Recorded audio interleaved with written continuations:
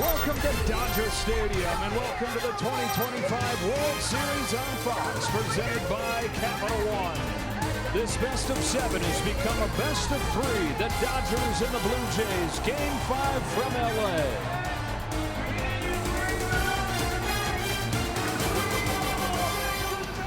We welcome you inside. That's the Hall of Famer John Smoltz. I'm Joe Davis. These Blue Jays, I tell you what, they lose that 18-inning heartbreaker. They lose their leadoff guy, George Springer, and they come back and still tie this series up. Well, everybody in Canada knew what this team was all about. The world's getting to see it on the greatest stage. They are tough. They are an offense that is relentless, and when they're good in big innings. And the big innings is how they're tied this thing up. Multiple runs in an inning.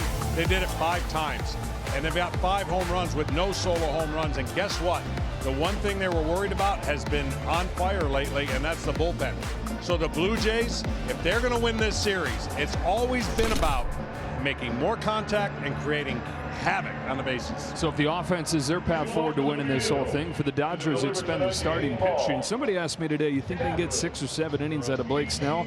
I said they try to get 8, 9 innings out of Blake Snell the way it's going for the bullpen. Same thing for the Dodgers. It's the Jays offense. It's the Dodgers starting pitching. It really is. And you look at this whole postseason, they have dominated by the starting pitching. It's kind of overlooked the lack of offense that they've got consistently. And that starting pitching starts with Blake Snell. He's been as good as advertised, with one tiny exception. There's his record in the first 3 starts, and he didn't have his best stuff against the Blue Jays. Look for him to rebound and really pick it up from the changeup to the fastball.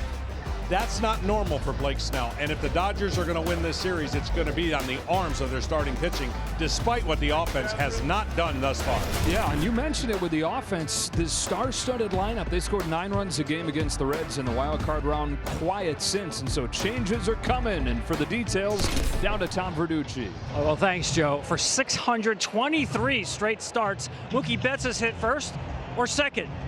Not tonight. Will Smith hits second. Mookie hits third. Mookie has only 5 hits in his last 34 at-bats, including 1 for 7 with runners on base in the World Series.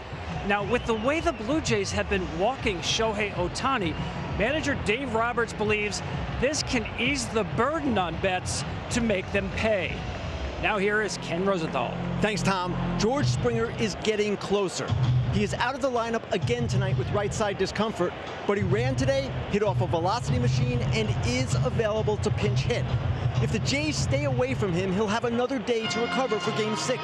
But John Schneider says that if an opportunity arises, he will not hesitate to take a shot with one of the great postseason players of recent times. Joe? All right, boys, so all the pieces set in this 162-game marathon into the longest postseason that you've ever seen in this era of baseball, but it all comes down to 3.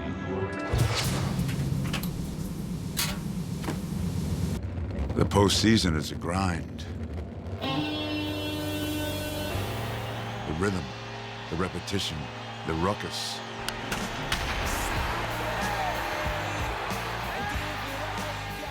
A seemingly never-ending cycle you can get lost in. It's an extra month if you get here, but it's the best month that you play. It's a perfect blend of stress and fun. Rinse, repeat, rinse, repeat.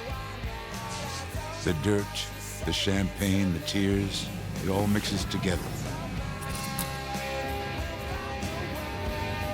To move forward, you have to let it all wash away. You're fighting for a World Series. Man, this is what we do it for. The light at the end of the tunnel is earned in the cleaning of the chaos. Welcome to Game 5 of the World Series.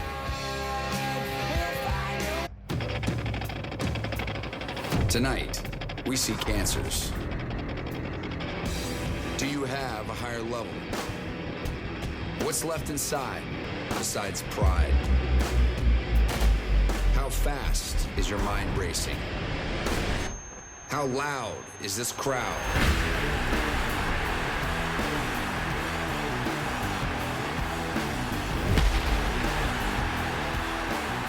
Don't you love the thrill of it all?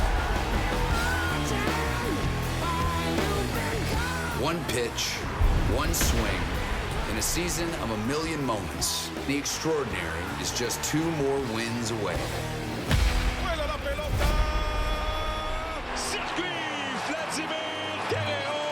Unlike ever before, a truly international classic. In any language, it's Game 5. Toronto, Los Angeles. Welcome to the World Series on Fox.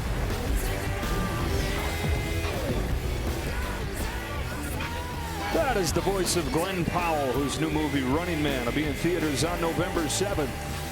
In Los Angeles on an 86-degree night, we're ready for Game 5. And when the series is tied 2-2, the Game 5 winner goes on to win the World Series 2/3 of the time. They've won 6 of the last 7 after taking Game 5 in a 2-2 series.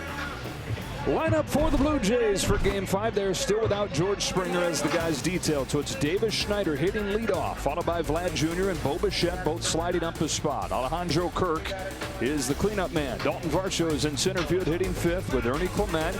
And then the bottom of the order that's continued to make this such a tough lineup to get through: Barger, Kiner Falefa, and Andres Jimenez.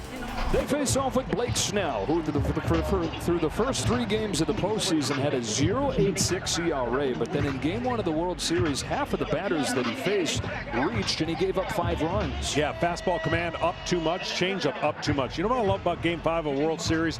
Throw away the stats. Now you're seeing everybody for the second time. It's time to adjust, read and react.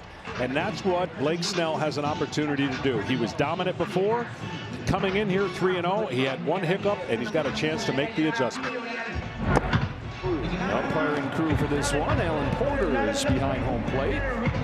The crew chief Mark Wegner down the left field line. The series has gone back and forth. 6-2 Blue Jays in Game 4, getting off of the deck after the gut punch of an 18-inning loss. 5 2/3 innings from Shane Bieber, gave up just the 1 run. They had the big home run from Vlad Jr., and then they had what John Schneider said is a Blue Jay inning, that 4-run 7th. And now here we go for Game 5. Who heads back to Canada, 1 win away from winning it all? Blue Jays will know right away the game plan from Blake Snell, and I think the game plan is going to be establishing that fastball. And of course, everything works off that fastball. Curveball he can throw for a strike, changeup that he wants to swing and a miss. Here he comes off and going Game 5 with a fastball that's hit in the air to deep left field. Call to the track. It's on the first pitch of Game 5. Davis Schneider into George Springer's shoes and doing a great impression. How about that? Ready for a first pitch fastball and an ambush to start Game 5 with a bang. That jacket has been super important to the Blue Jays, and ironically that's the first solo home run in the World Series by the Blue Jays. A plan and react, and he went up there with a plan to swing, and he got rewarded. That's a shock to the system of the Dodgers.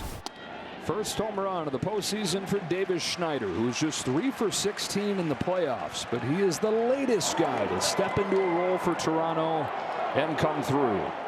And so you get punched on the very first pitch, and now Vlad Jr. hooks a ball down the left field line. They've gone back-to-back to start Game 5.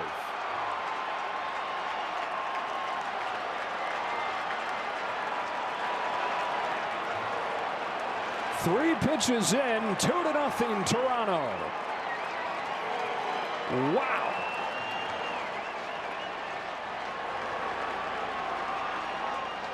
You wonder when 2 heavyweights are going at each other, who is going to deliver the first blow? Well, they were ready to hit the fastball. You felt like Snell was going to establish his fastball tonight because he didn't do that in Toronto. And the first 2 hitters, I don't know if that's ever happened in his career where the first 2 hitters have hit home runs. Now it's Bichette. So how do you bounce back from that if you're Blake Snell? Well, I mean, read and react. So right now, the other team's telling you what they're going to do to your fastball if you don't place it well. So now he's gone to some breaking balls. And this is what is so incredibly great and awful at the same time. When you're facing a guy back-to-back, 1 and 5, it's about making adjustments. It's about reading what he tried to do before and vice versa. 0-2 to Bichette. Grounded foul. So you got a home run from Davis Schneider. You got another home run from Vlad Jr. And you've got Bo Bichette looking more and more comfortable crushed a ball off of the wall his last time up last night. John Schneider said he's already looked impressive after missing a month and a half, but then that swing has everybody thinking, here he comes. I asked Bo, I said, did something click in there? Because he'd been getting on base, but just kind of finding his way on, putting it in play. He said, the swing has felt good, but I will be honest, I did want to show everybody what I've really got. First time playing on this big stage. And that was his first time really getting into a ball and looking like himself. Well, you could see the shock in the crowd. They just sat down, and it's 2-0. Blake Snell is going to have to be mentally tough now to just keep pitching and making pitches and adjust. Just like that. That's the change up to get the first out of the ball game.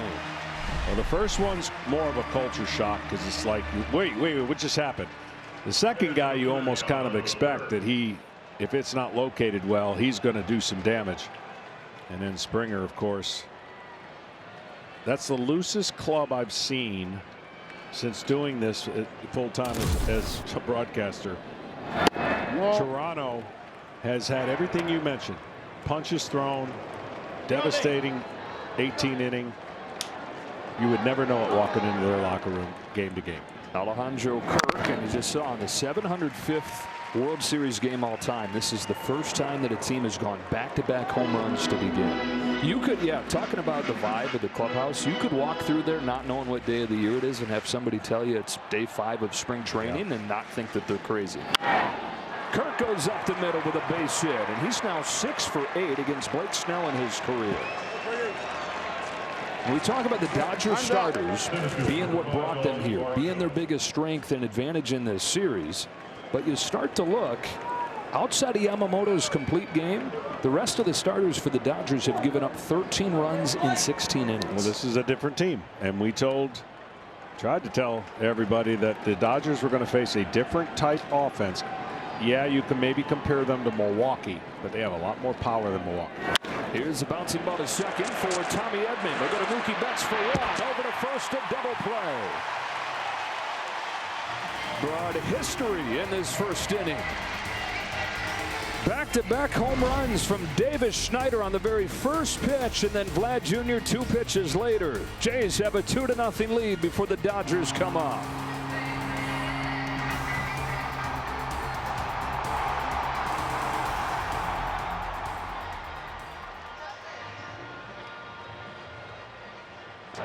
We're actually going to hang on right here. Looks like the Dodgers are going to challenge at first. Or the Blue Jays, beg your pardon, going to challenge that call at first. It looked pretty close live. I don't know. We haven't seen a replay yet, but he's fairly confident standing out there.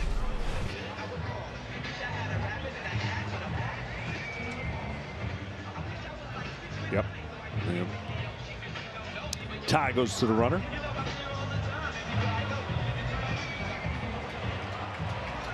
Replay review is presented by Zoom. All right, so it looks like Varsho is going to be on here on the fielder's choice. John Schneider said that, hey, my job as a manager is to stay steady. Even if I don't always feel steady, like things are stable. Said it's my job to keep that front so guys can feed off of me. And he said every time that I find myself maybe doubting how steady I should be, these guys calm me. They find a way to come back. And he used the word fulfilling for what the experience has been to manage this group of guys all year. He's been managing for 15 years, not just obviously the majors, just a few years, but back to a decade of managing in the minor leagues. He said this is his favorite group he's ever had. The only group where he's never felt the need to call a meeting. They've kind of managed themselves when it's come to that stuff. And he's got them within 2 wins, the franchise's first World Series in 32 years. Lake needs a changeup here. To Ernie Clement. No. And it is, but it misses. Ernie Clement loves the first pitch, and we've seen the aggressiveness of Toronto on full display. Usually when they make things happen, it's 3 pitches or less per at bat. Maybe that fast break analogy that Tom Verducci made last night. Don't let you settle in. I mean, you spend all week thinking about, okay, how am I going to get back at these guys after I struggled in game 1, and then 3 pitches in and you're in a 2-0 hole. David Popkins' side just doesn't let you up for breath.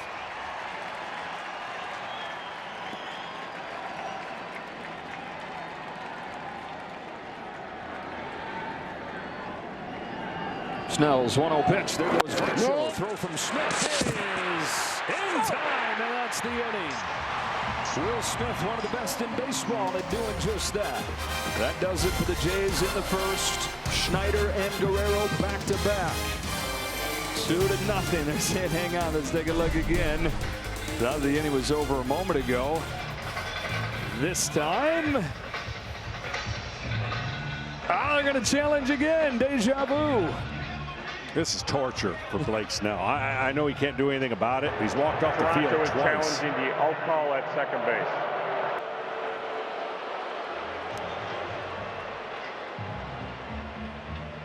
This is, to my first experience seeing back-to-back challenges from the same player. How about an inning that has back-to-back homers to start it and then back-to-back challenges to maybe finish it? Blake saying, I've had this has not been fun. I've walked off of the field twice, given up 2 home runs. I think this one's going to stand. What do you say? Yeah, I'll go with you. Let's see. Again, the call on the field is that he's out, and so close. Strings don't count.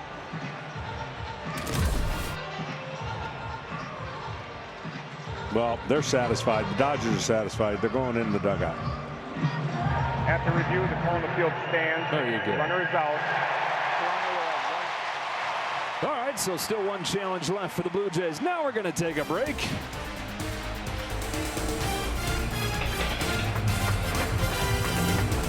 No Springer, no problem. Davis Schneider up into the leadoff spot. Jacks a homer on the first pitch of Game 5. Vladimir Guerrero Jr. follows him with his 8th of the postseason. And the Dodgers look to strike back with a different-looking lineup, as the guys detailed before first pitch. Mookie Betts, for the first time in 4 years, drops down and bats third.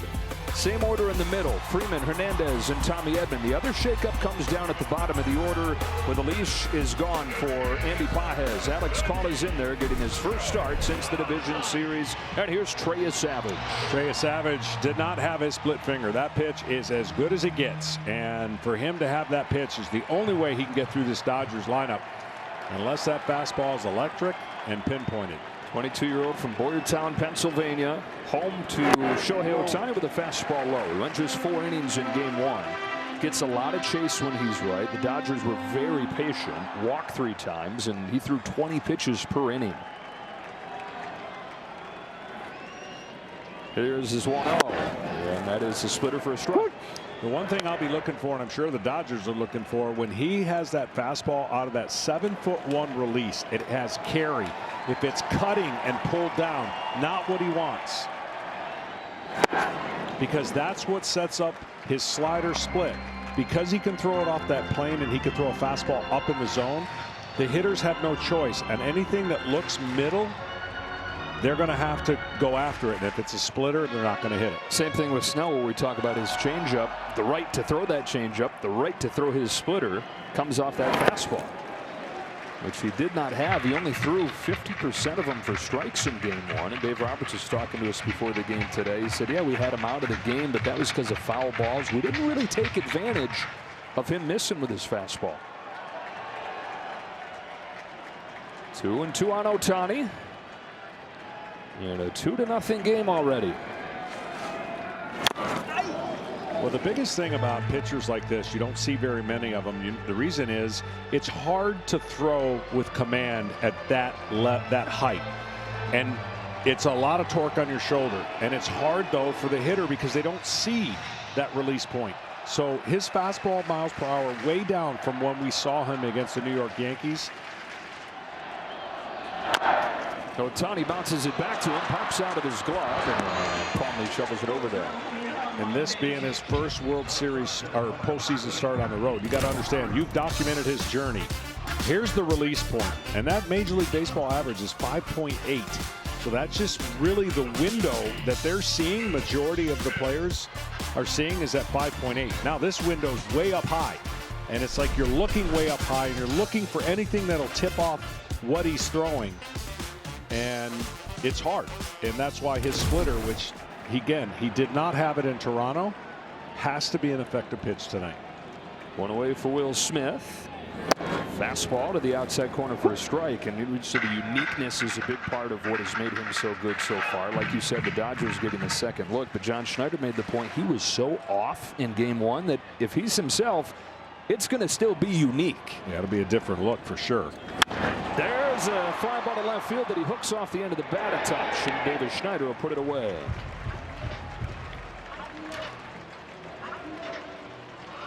All right, so Mookie Betts hitting third for the first time in years. Dave Roberts trying to take a little bit of pressure off of him with everything funneling to him after the conservative pitching the Blue Jays have used on Ohtani. Yeah, Betts just 147 since the start of the championship series. And in his first at bat, I've not seen him swing at any first pitch in the first at bat of the game. And so they just pump it right down the middle every single time. There's no reason until he changes that scouting report, and who knows, maybe it'll come in the most crazy of times, but until then he's putting himself for the most part in an 0-1. Now he knows and can hit with 2 strikes. Don't get me wrong, he is a great hitter with 2 strikes, but it's still, you've got to change that scouting report eventually on one of these pitchers. Savage home with an 0-2, and he strikes him out, finishing off a 1-2-3 first inning, and a first inning for the Blue Jays that could not have gone better. Final game of the season in Los Angeles. Dodgers and Jays tied up 2-2 in this Fall Classic.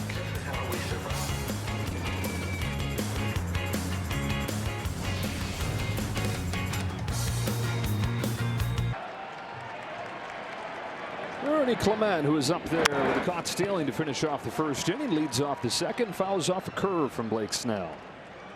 Well, October, a time where guys like Vladimir Guerrero Jr. can solidify their names and where guys like Ernie Clement can make theirs.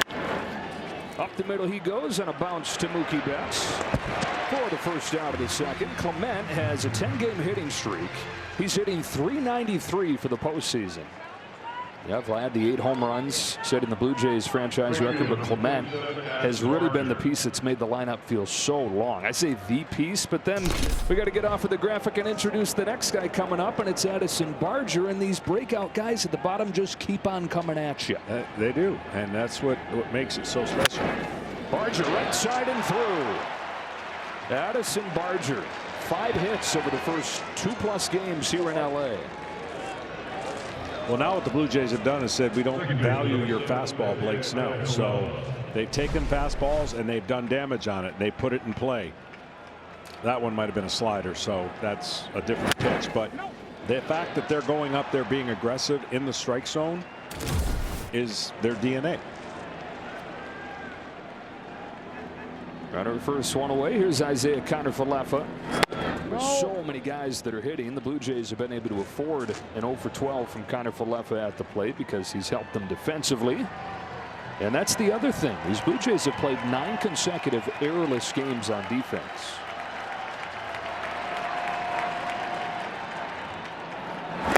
Got a chase. Got a little help there. That's that changeup that has great movement. This is the 6th time in the series they've had a multi-run inning.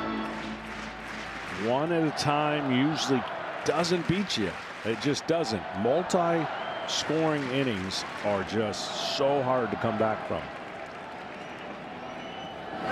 Well, the 7th inning last night, that was a 4-run inning. That was the 4th 4+ run inning of this World Series. The Dodgers haven't scored more than 2 in an inning. Yeah, and that just speaks again to the inconsistency that the Dodgers are running into. Guys have gone into a funk at the wrong time, but their pitchers have kept them in it. Backdoor breaking pitch, 2-2. But that offense is going to have to come to life, or this season's going to end without a back-to-back title. Yeah, I mean, that will be the thinking. The one thing that Toronto is not banking on is this being a bonus game, knowing they're going to go home. There's no bonus in Game 6 when you face Yamamoto. 2-2 is popped up down the line. Teoscar Hernandez, see if he's got room. He does. 2 out. You know, it's interesting. Game 5, normally the fear is on behalf of the team playing its last home game. You can't go 3-2 back to the other place. But because of Yamamoto room in there in Game 6, there's fear operating in both sides. Yeah, here. Absolutely. I mean, you would feel if you told Dodger fans, hey, you're going to be up 3-2 going into Game 6, and you got Yamamoto, boom. Don't care where we play it, they'd say. We play it on the moon. Andres Jimenez knocked in a run in the 7th inning last night. The first of those 4 runs with what you and John Schneider agreed was one of the best at-bats of this postseason for me. Yeah, absolutely. I mean, it might not show up in their totality of what they did yesterday, but it sure moved the line along. Don't be confused by his 188 because runners in scoring position, he's been pretty good. 7 for 14. Only guys in the Blue Jays that have driven in more runs than their 9-hitter Jimenez, Vlad, and Kirk.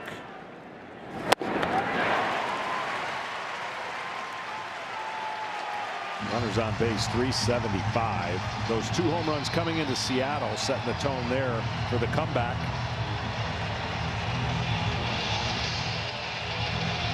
Yeah, missed a lot of this season with injuries. Known for his glove. Getting to be known for his clutch bat. Snell looking for a bounce back inning. His 0-2. It's cut on and missed. 97 to the top rail.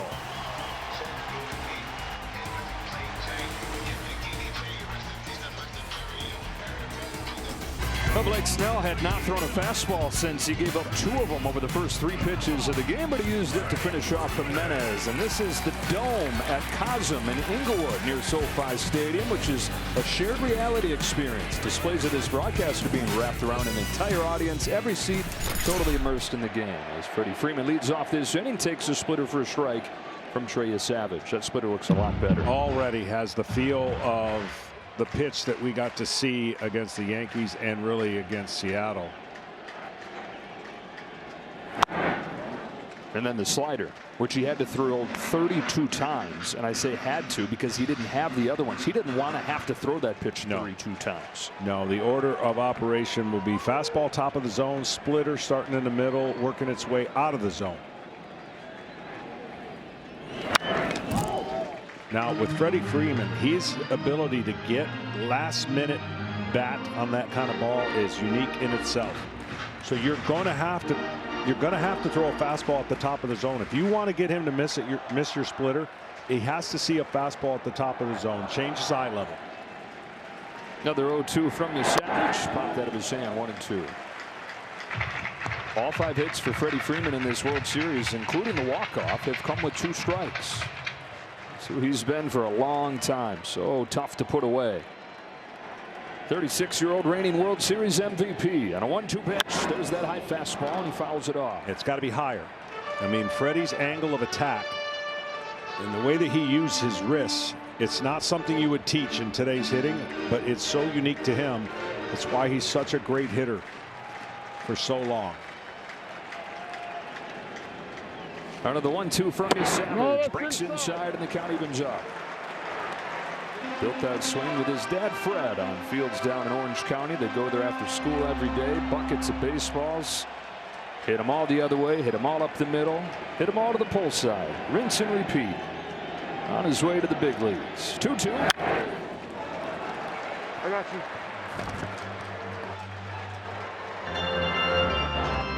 There's Fred. Always has a first or second row seat here. One of the great images of last year's World Series was their embrace after the Grand Slam. 8th pitch to his boy is swung on and missed. He finished it with a splitter.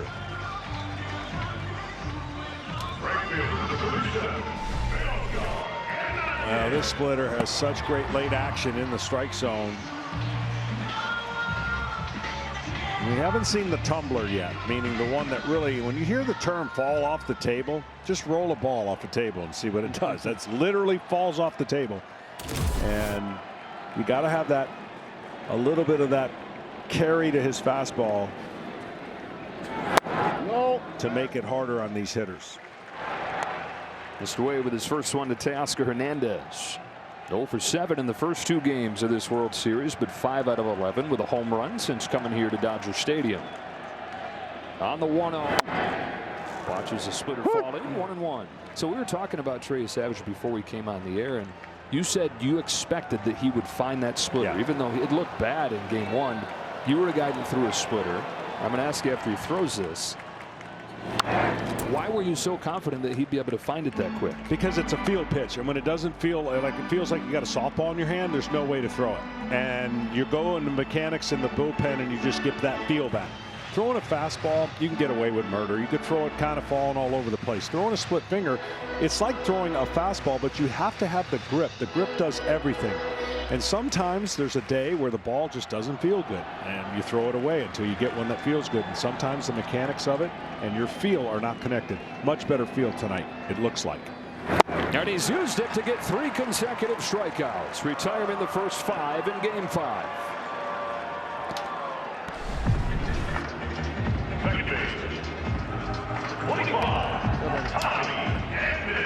And he's using everything perfectly balanced. 8 fastballs, 8 splitters, 7 sliders.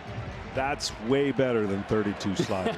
Right, when that's their 3rd best pitch. Yeah, he was fighting hard to stay in that game. Give him all the credit for a young, inexperienced pitcher to keep the Dodgers to only 2 runs with the stuff that he had was remarkable, because he kept them in the game, and then of course they went on to win that game. Tommy Edman with 2 away, and the bases empty. Dodgers looking for their first base runner. 1 ball, no strikes. If it happened to just be picking up this World Series, learning about the Blue Jays. Trey Savage, he only got 3 starts in the regular season to get used to the majors. Called up in mid-September. His 5th postseason start. So 3 regular season starts in the big leagues, 5 postseason starts for him. For a guy that started the season in front of 300 people pitching an A-ball. Touched every level of the minor league ladder on his way up. Incredible rise. Finishing in the World Series. He's still living in a hotel in Toronto. Of course, you come up in mid-September, you're not thinking about really getting a place, but the season has kept on going, and every time they leave, he's got to check out of the hotel room and put all his stuff in his truck. He says it looks like, you know, a giant storage unit. Swing and a miss from Tommy Edman, and he strikes out the side in the 2nd. They might just let him stay in the hotel as long as he wants. He keeps doing this. Play Ball is baseball's global youth initiative to highlight the fun and accessible ways to play our great game. To learn more, including how to find a league near you, go to playball.org and follow @playball on social media. Back to the top of the Blue Jays order. Buckle up quick. Davis Schneider, who homered on the first pitch of the ball game, blitzing Game 5 the way he blitzed into the major leagues when he hit a home run over the Green Monster in his very first at bat. The first 3 games of his career that weekend at Fenway Park, he had 9 hits, a new major league record. They were writing headlines in Toronto, Babe Schneider. They fell in love with this guy no matter what he does the rest of the way throughout his career. Jays fans never going to forget the way he started it, the way that he started this Game 5. He's got a different stance today. Did you notice that? Wonder who he's mimicking now. Here's that swing that Vlad Jr. followed with one of his own.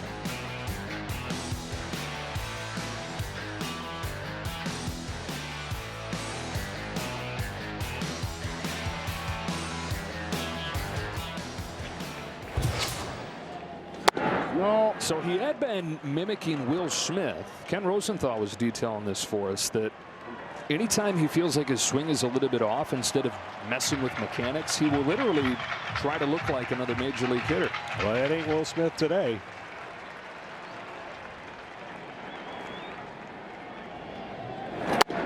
It's like trying to place a face. It's like it's on the tip of my tongue. We'll get it. Oh, trust me, we'll get it. Unless he changes it again.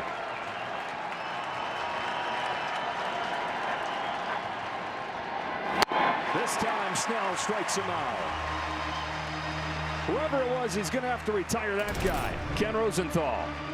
Most hitters are rather particular about their stances, but Davis Schneider is not most hitters. As you said, he likes to mimic hitters he admires, and his recent fascination with Will Smith was something else.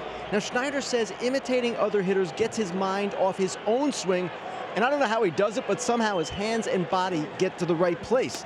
Earlier this season, he mimicked Bobby Witt Jr. and Giancarlo Stanton, and in Colorado, he hit 2 home runs as Aaron Judge. Well, if you want to hit a home run, that'd be a good guy to mimic. 1-0 pitch to Vlad Jr. Swing and a miss. First changeup that he's located in the strike zone, by the way. I know we're going to get to the bottom of that. If there's a guy to get to the bottom of it, it's Ken Rosenthal down there. Snell's 1-1 pitch. And I know that some of you are sitting at home just yelling at the TV. You know exactly who it is.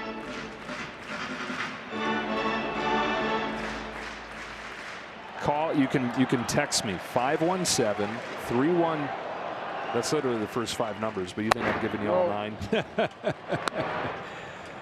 Well, we talked about Savage at 7-1. We got Snell as the 3rd highest release point of left-handed starters. So he himself is up there in about the 6.5 range. So we got 2 of the highest release point pitchers in the game. There you go, 6.5 vertical release point, and that is what a hitter is looking at. He can spin it, man. I'm telling you, he can throw a breaking ball about as good as any left-hander in the game and be hard to pick up. So after the walk to Guerrero, here's Bichette, bounces one to short. Bichette not running well. They'll only get the out at second as the throw from Betts was nowhere close. That was an easy double play with with Bo dealing with that knee injury, and they don't get it. Well, that one just sped up on Mookie. I mean, there's probably a little bit of a forgot who was running, because you could have made a throw a lot. He could have been way more patient with the throw, knowing who was running. That ball just kind of slipped out of his hand. It's just another reason. So you got to face Kirk now. Swings over the top of a first pitch curveball. Blake Snell's got to figure something out against Kirk, who's reached all 4 times that he's faced him in this World Series, and is 6 out of 8 lifetime.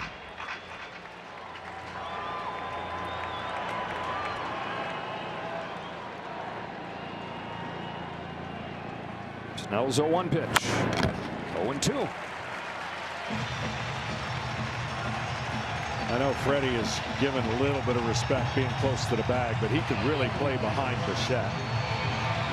There's no chance Bichette's going to steal with his knee the way it is. And it would help defend that right side of the infield that we've seen Kirk take advantage of. Wide open over there. Here's an 0-2, and a high fastball misses. 32-year-old from Seattle in his 10th major league season. I know that he's hoping he can bear down and look back at this as one that he'd be proud of after the 2 home runs over the first 3 pitches. How deep can he get? His 1-2 to Kirk. It is fouled off. Heard you pitchers talk about it. It's not always the 8 shutout innings that you love. It's those games where you got punched. Yeah. You still found a way to help your team win. Absolutely. I mean, he's 3-0 before that first World Series start, dominating. This would be a better start than any of those 3 starts that he won if he held them to 2 runs and his team came back and won. I'm just telling you, that's the kind of shock in the first inning, like boom, boom. And then you hold him down and give your team a chance to rally.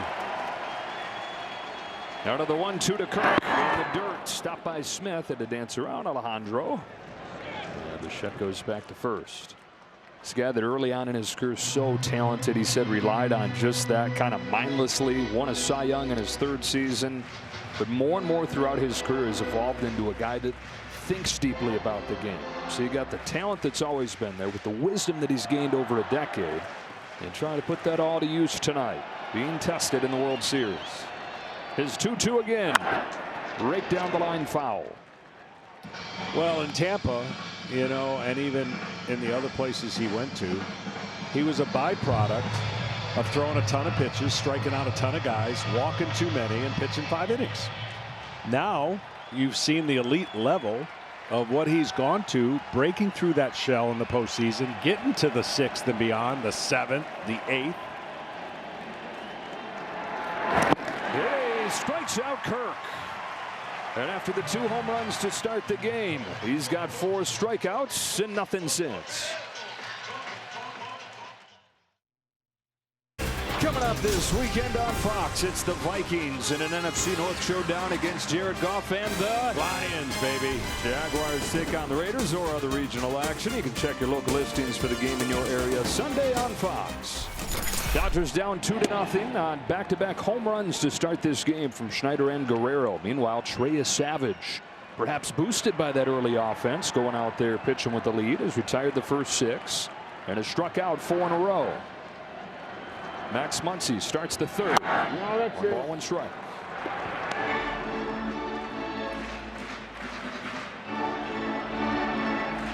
Strikeout stuff when he's right. Unfazed. Seems like every start you're saying biggest start of his career. And then the next one happens and oh, this is the biggest start of his career. It's his 5th postseason start. He mentioned first one on the road. Even during the regular season, those 3 major league starts that he made, only one of them was in a true major league road park. One of them came in Tampa Bay, where they're playing at a minor league park. The other one was in Kansas City. Yeah, this is different. They say they drafted him, though. Yeah, for the uniqueness, but for the demeanor.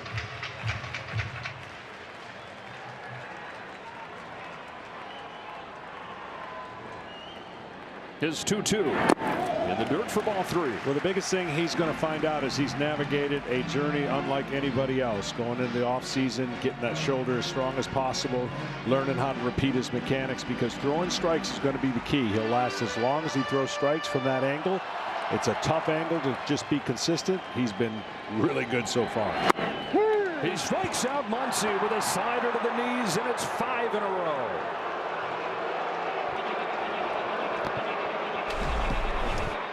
You know, Kirk has talked about Muncy's going to go look on the iPad. He's talked about the uniqueness of that slider, and he's encouraged umpires not to give up on it because of the uniqueness of it. It doesn't turn the corner right to left. It holds the plane and goes down like that.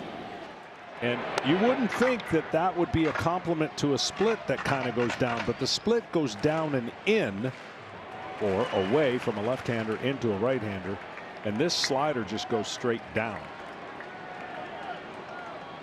Here's 0-1 to Kike Hernandez. He's sticking with it right here. Straight down and even an inch arm side. If you were just to simply describe a slider, it'd be a pitch that moves glove side. But his actually goes the other way. There are 4 sliders in the major leagues, the entire big leagues, that have that movement profile.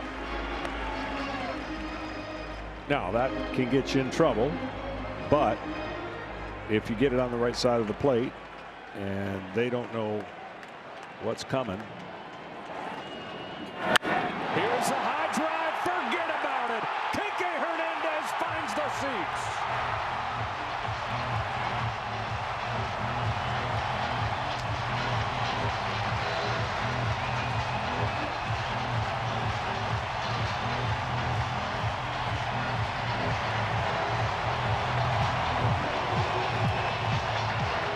First of the World Series for Kike Hernandez, and the Dodgers are on the board. He's been working on keeping that front shoulder in, and boy did he. Fastball location, obviously a pitcher knows right now he's just looking for a new ball. He doesn't have to turn around and see how far it goes. You know when you release it, there's no timeouts. You got to deal with it. No timeouts, and these days there's the pitch clock. You got to go deal with it right away. Fastball downstairs for Alex Call. So Hernandez giving the Dodgers a jolt, and now a guy that Dave Roberts hopes does the same. And Call getting his first start since the division series. Andy Paz has 4 for 50 in these playoffs, and so even though his defense has been good in center field, Dave Roberts said, look, at this point, 2-2, we got to get more offense. And he goes to Call, who's reached base 7 of his 12 times up this October. And that's just another theme that's been continuing for the Dodgers. Solo home runs. And they're great, but it takes a lot of them. So you've got to manufacture. If you're going to rely solely on the solo home runs, that's a tough ask unless your pitcher is lights out. Clear advantage like we talked about for the Jays with the big innings. Also a clear advantage with the big swings. They've had 5 out of their 7 home runs have been with a man on base as that pitch just misses. For the Dodgers, all 8 or 7 of the 8 have been solo shots.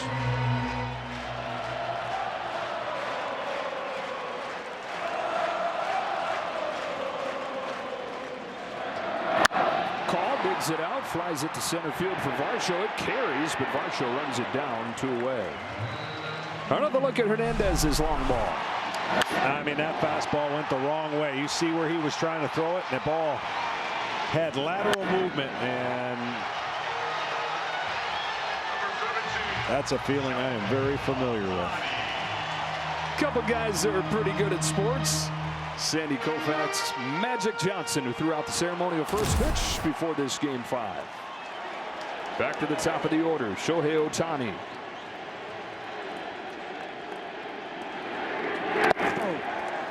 Ohtani 0 for 3 yesterday. The MVP chance start for a guy who, in the losses in the postseason for the Dodgers, is 1 for 12.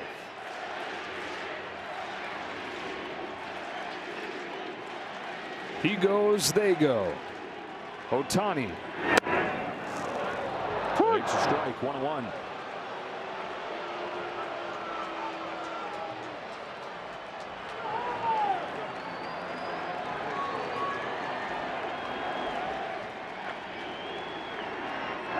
Nope.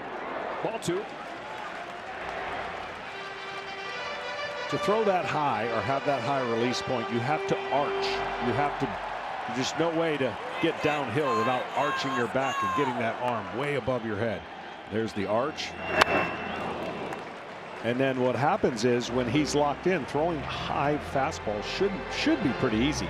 But when you try to throw down, that's when it gets disjointed. Then it's like this action way up high. Trying to throw a ball down is not natural. 6'4", most over-the-top release point in the majors.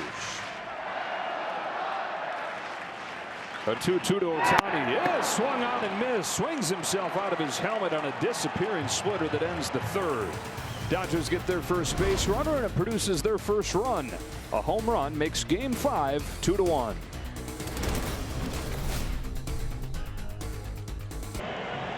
Welcome back to Los Angeles, here with Blue Jays manager John Schneider. John, Trey Savage, 6 strikeouts. The only hit he allowed was the home run by Kike Hernandez.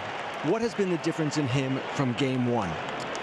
Split, I think secondary stuff. Split has a good feel for it. And again, it's a totally different look when that pitch is on, when you're seeing a guy again in the same series. But just the one mistake heater to Kike, the kind of leak back fastball, but his split and his slider have been really good.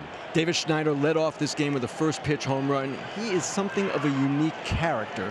What would you like people to know about him? That he's a blue collar guy. He's never had anything given to him, never a big prospect. So he's earned everything he's gotten. He's been down to the minor leagues this year. He's kind of figured out what works for him, and he's a really likable guy. And I think his teammates have really kind of grasped onto him a little bit. George Springer, what is the latest? Georgie is he's feeling good. He's been moving around, hitting in the cage a little bit. Definitely a possibility if we need him at some point for an at-bat or 2. So we'll see how the game goes the rest of the way and see if he's needed. John, thanks a lot. Oh, and by the way, everyone in America, you can stop texting Joe Davis about Davis Schneider's stance. I asked him what was going on, who was he imitating? This ball's down the line, Kenny, and Dalton Varsho's got extra bases. He's headed for 3rd. He's going to turn the corner and hang on. So I asked him, all right, who are you imitating tonight? And he said, oh, it's my own stance from the minor leagues. So the answer to who Davis Schneider is mimicking tonight is Davis Schneider. All right, going back to an old swing of his. This play here, you're going to want to redo. When you go to dive and you can't stop it or catch it, it's a triple. So in that regard, Teoscar could have held him to a single, made the full commitment to dive. The effort was there, but then it turns into a triple with nobody out. Yeah, that's the tough part. That's the decision outfielders have to make. Ball on Ernie Clement, and this is another gap in this series. We mentioned the Blue Jays have not made an error in their last 9 games. That's not going to show up as an error, and neither is Betts' play last inning, and that didn't bite him. But Dodgers not tight on defense. 1-0 to Clement, trying to take advantage. 1 ball, 1 strike. Well, Dave Roberts is putting his infield back. He's going to trust his offense, and he doesn't want to create a bigger inning for the Blue Jays because he knows Clement's going to put the ball in play more than likely. Now, obviously, Snell wants to prevent that. But with 2 strikes, Clement will do everything he can to hit a ground ball. I doubt Dave Roberts will bring in the infield with 2 strikes on the batter. Snell to the plate. Clement lines the ball to center field. Kike Hernandez makes the catch. Here comes Varsho. Hernandez's throw flat-footed, has no chance, and the Blue Jays take advantage of the defensive misplay to make it 3-1. And that's no small item when the Dodgers had rallied to cut it to half with that home run. Man, you could not have a better contrast right there. A mistake defensively for the Dodgers, and then the Blue Jays immediately make them pay for it. This was aided right here, but this has been part of their damage all postseason, putting pressure on immediately, getting the leadoff guy on at an all-star rate as a team. Well, all that means now is Teoscar's going to hit a home run. Right. He sets you up. Does something that makes you pull your hair out if you're a Dodger fan, and then make you wrap your arms around him. Barger ahead 2-0. Barger singled his first time. He's hitting close to 400 over the last 10 games. It goes back to a game at Yankee Stadium where John Schneider had to pull him aside and say, take a breath, slow down, calm down. He's just 25 years old, and things are moving pretty fast for him. He's a high effort player. But to make the adjustment that quickly and go on this hot streak like this, really impressive. You know what I see him doing after baseball? Getting banned from softball. I could totally see it. One of those long drive hitters in softball. Yeah. Just launching.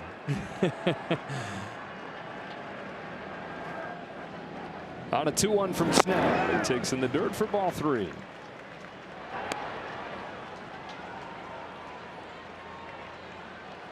At no point so far in the series, in the playoffs, has the crowd been this quiet.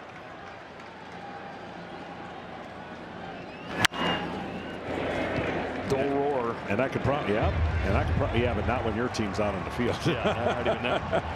I can promise you this: in Toronto, at no point in the 9 innings, they're going to be hoping that's all they have to play.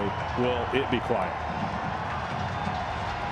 Game 6 on Friday night back at Rogers Center. One of these teams will be 1 win from winning it all. A payoff to Barger is taken downstairs. Ball 4. Second walk that the Blue Jays have taken. And T-Mobile, the best network in the game, is now the best network in America.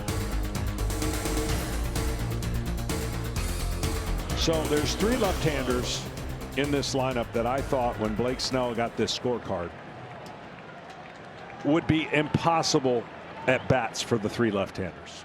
And 2 of them have now reached base, well, technically 4 times on a fielder's choice and a walk, with Jimenez being the strikeout.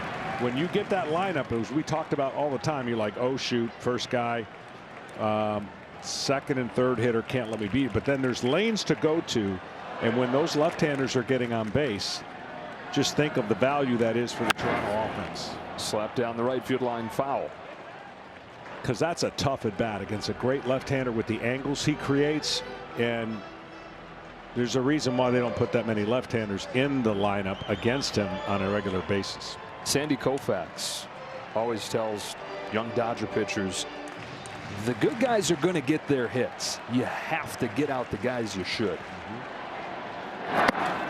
Kind for left, it tries to lay off, but couldn't. 2 out.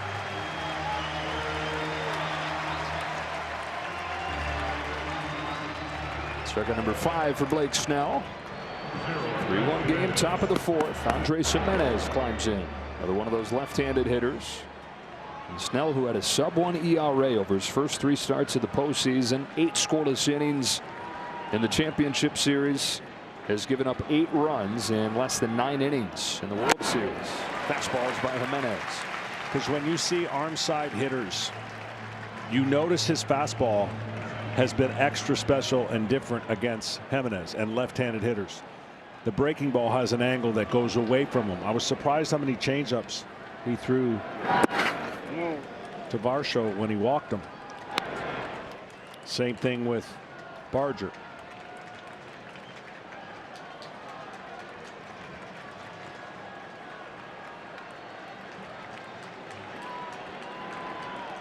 Or I'm sorry, Varsho got the triple, not the walk, but Barger's the one that got the walk.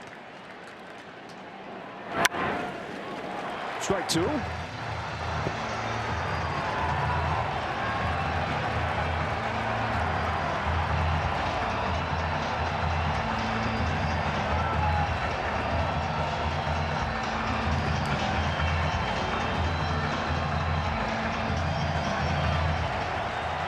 Fans getting their last shouts in the final game of this 2025 season in LA.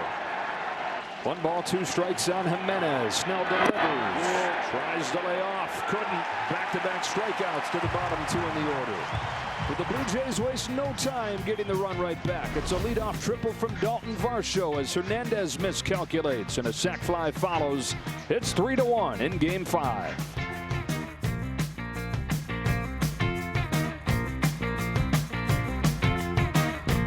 Welcome back to Dodger Stadium with Dodgers manager Dave Roberts. You talked about wanting to see more committed swings. Kike Hernandez counting his favor. Is that what you want to see more of? Yeah, absolutely. You know what, I think the first time through and last time, obviously we missed some heaters, and right there that was a convicted swing on a heater up in the zone. Got the head to it. So yeah, I mean, this guy's gonna, he's using his slider versus right, some left. The split's obviously his out pitch, and he sort of shows his fastball. But we just got to keep taking good at bats. A lot of baseball left. Toronto Blue Jays have more than half their hits on first or second pitches of at bats. They started this game 2 home runs in the first 3 pitches. What do you have to do to counteract that? Let me know. Yeah, I'm gonna wait on this challenge right here. You know what, I think that, what was your question? I'm sorry, Chief. It's about the first early count swinging beginning in this game. Yeah, these guys, we know these guys are aggressive early in the count, so you just got to make a quality pitch early, and obviously they got us on the Schneider first pitch. Vlad got us on a heater, but I think after that, I think Blake's been really good, to be quite honest with you. So yeah, we got our guy out there, and he's going to keep going. Thanks so much, Dave. All right, keep it.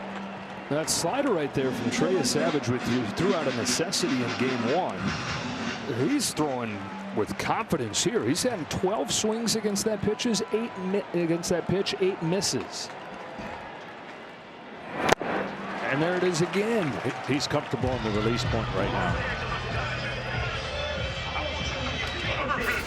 When you see Trey Savage, again, we talked about it, when he's got this splitter working down and the slider working down, the hitter has really no chance to recognize which one it is.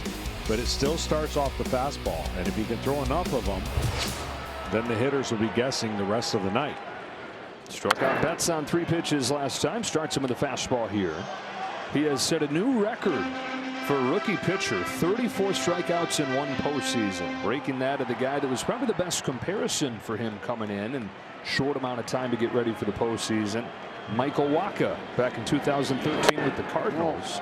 1 year after he was drafted, made 9 starts in the regular season, and then went 4-1 in the playoffs as St. Louis won the pennant. That was 3 times as many tune-up starts for Michael Wacha as this guy had. Strike 2 on Betts.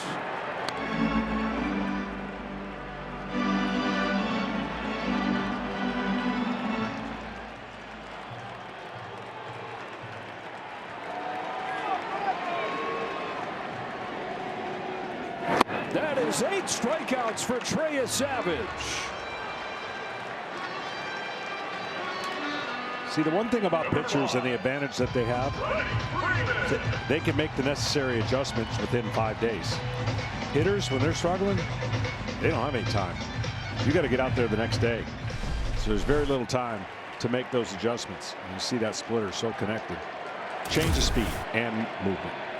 Freddie Freeman, strike 1. All 3 pitches doing what he wants. After, like John Schneider said, as off as they've seen him just a week ago in Game 1. Home with an 0-1. Fastballs by him, back-to-back heaters, nothing in 2. This is starting to take on a feel of that Yankees start in the division series. He was shaking his head there because he was trying to get it in and missed away, but the fastball velocity was still good enough that he got a swing and a miss. And then he hits Freeman on a 2-strike pitch. And the Dodgers, an offense reaching and stretching, looking for anything, has to look at this as a crack in the door. Tonight's telecast is sponsored by T-Mobile, now the best network in America. Well, here's his first chance to make up for the defensive misplay. Teoscar Hernandez comes up with 2 out as the tying run.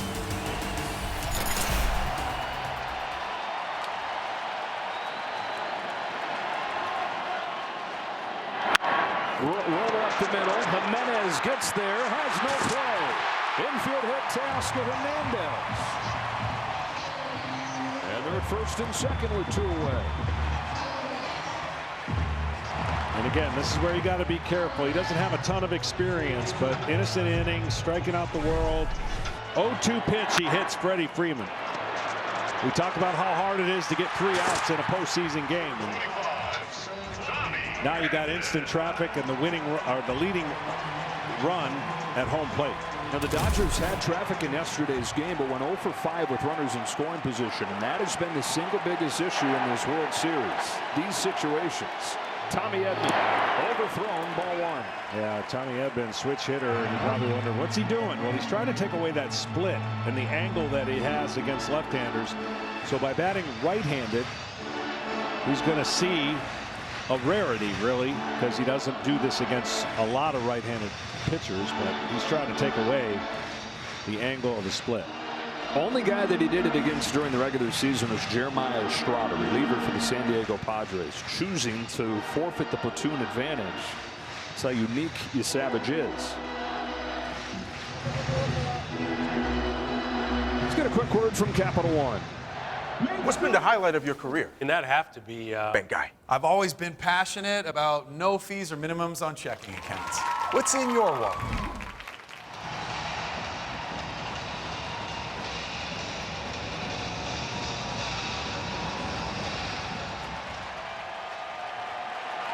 Freeman at second. Teoscar Hernandez at first. 1-0 to the plate. Tommy Edman swings and misses, and it's 1-1. When you spike a slider like that, the tendency is you've thrown it. You know, you spike it because you're trying to break it. You got to hang on to it a little bit longer. He did a nice job there. Pop fly back of the diamond. And Trey Savage, first time there's a little pressure against him, does not break. They strand 2. And after 4, 3-1 Toronto. Back after word from your local Fox station.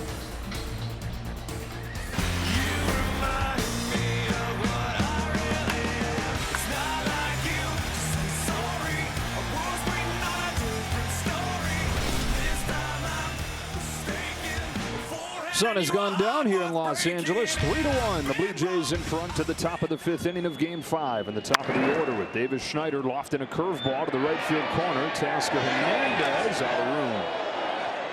And an adventure over there for Hernandez in these middle innings.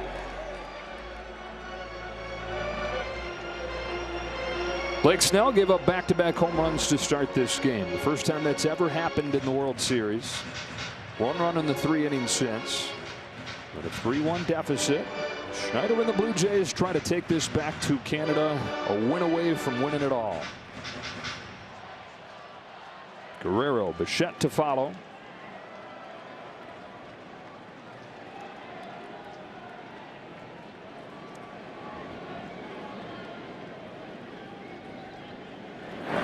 Whoa. Missed away with the changeup. The Blue Jays got 5 hits against that changeup of Blake Snell in Game 1. That's the most that he had given up in his career. And he has just not had the feel for it tonight either.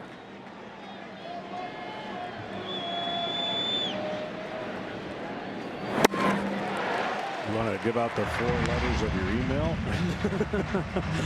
I'll just go ahead and have him text me.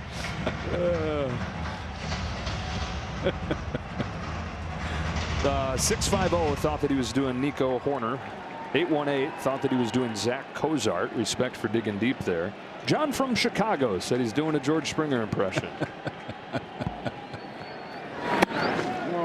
Walker Buehler, last year's World Series hero, thought he was doing Rob Schneider.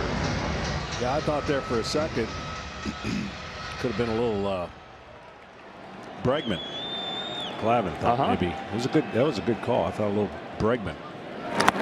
Couldn't lay off. Oh, no, he could. Lays off the curveball in the dirt, and he's worked the count full. Everyone's surprised. Even Schneider, I think. It looked violent. Well, let's see if he went. You know what? It looked violent, and so the violent check swing could have gone either way, but not as egregious as everyone might think. Two men were right. Davis Schneider and the home plate umpire, Alan Porter. They're down to first. Jordan Baker with that call as well. Winds up taking the walk. Third one that Snell has issued, and here comes Vlad Jr. And yeah, Schneider started the game with a home run, but Vlad was right there to follow him with his 8th home run of this postseason. And you asked John Schneider before the game, did he kind of need this stage to take him to that next level? And John said, yeah, he wanted this to be able to show everybody, I'm not just a good hitter, I'm a great baseball player. Complete baseball player. And we get to see the entire postseason because we followed the American League. Defensively, base running, baseball IQ, the bat speaks for itself. That was never going to be an issue.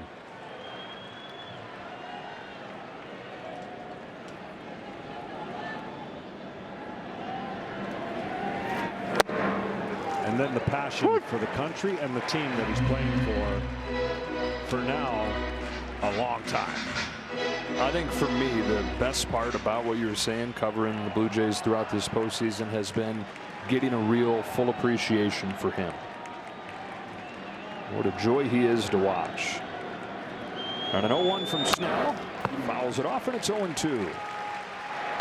You mentioned the love he has for Canada. He was born in Canada. So this is more than just a franchise and its star player. This is a country and a player that chose to be there. He was born there and wanted to spend his entire career in Toronto. But a lot of big time names that they've chased in free agency that have said no, but one of theirs said yes to stay. 0-2 from Snell. Bounces it back to him. Snell go to second off. Edmund to first. Double play.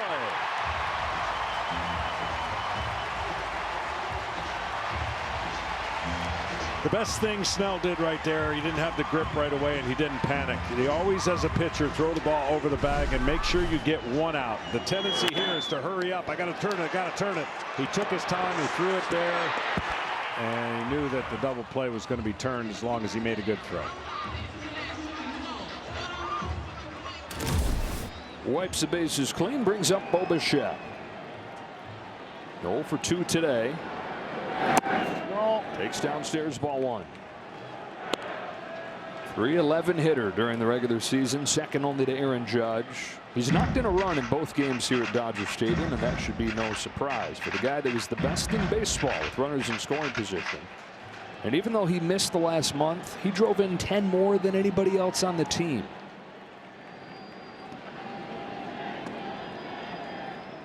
The 1-0 from Snell. Bichette takes a good looking changeup, but he feathers in there. Bat to ball ability. John Schneider's been watching since he managed this kid when he was an 18-year-old in A-ball. And then he said competitiveness. If there's a chance to win, he's going to find a way. Hooks this ball in the air to left field. Routine for Alex Call. Halfway home in game 5. Series tied at 2. Blue Jays lead this one 3-1. Final game of the year in Los Angeles, and then it's up to Canada for Game 6 on Friday.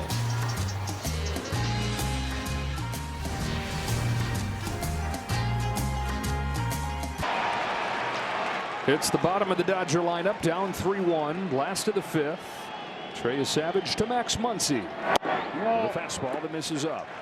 That was a good fastball. Best fastball up seen all night. Doing a good job. Not leaving stuff over the middle flat against these Dodger hitters.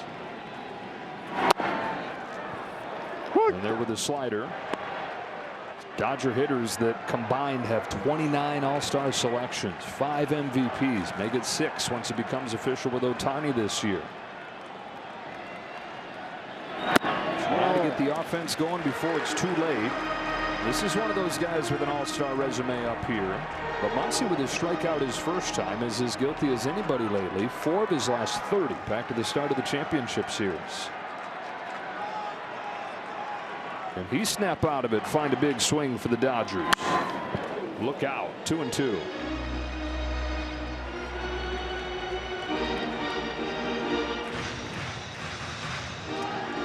That slider was on the inner half. The split should be on the outer half here, starting in the strike zone. Left it up, grounded right side. Counter for Laffer to a cover in the Savage for out number 1.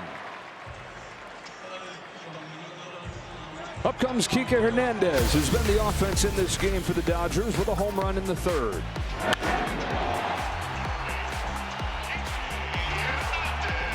And in this city, they love Kike Hernandez. That looked like it was inside Dodger Stadium. That's inside Cosm again. That was so cool. Yeah. Have you gone? Have you done it? Watched the game yet. there? It's really cool. A solo home run. What 7 of the 8 home runs in this World Series have been. And you look at the Dodger offense disappearing here the last few series. Yeah, they faced tough pitching, particularly tough, I think, Phillies and Brewers in the lead up to the World Series. But they had long stretches this year where this would happen. This is not unheard of. Just during the regular season, you know, you got the 162 game thing to make everybody honest, and you are going to be what you are at the end of that when you add it all up. This is a really poorly timed team-wide slump that they were not immune from during the regular season. The Savages 1-1, fouled into the glove, strike 2. There's the subconscious part of baseball that you wouldn't think would take over. But when you're getting dominant starting pitching, you know you don't need 5, 6, 7, 8. I'm not saying that they're not trying to get 5, 6, 7, 8. But then when you come into the park and you're like the team's struggling and you're giving up 5 or 6, you got to score. And last year they scored at a high clip in the postseason. Swing and a miss for strike 3. Got him with a splitter and has 9 in Game 5 of the World Series. Putting on a show for Chris Pine and a bunch of celebrities here in Los Angeles. Jason Bateman has been at all 3 games. Applauding Kike's home run right there. Andy Garcia. The Commissioner of Baseball, Rob Manfred, and the Hall of Famer Joe Torre. Leo DiCaprio. Alex Call takes upstairs, ball 1. Fly out to center field the first time for Call. First start since the last game of the division series for the former National. Deadline pickup.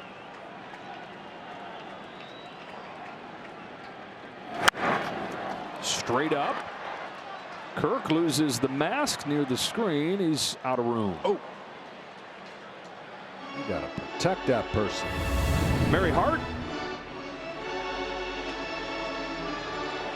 Bert. It hit him. Oh, man. Yeah, that's what I'm saying. You got to help out.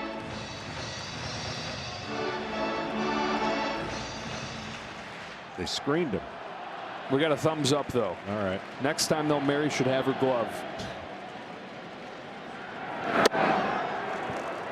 Split it to the corner. 1 ball and 2 strikes on Alex Call. Trey is savage after gutting his way through 4 innings with far from his best stuff in Game 1. 9 strikeouts in his first road postseason start. Dodger Stadium in the World Series.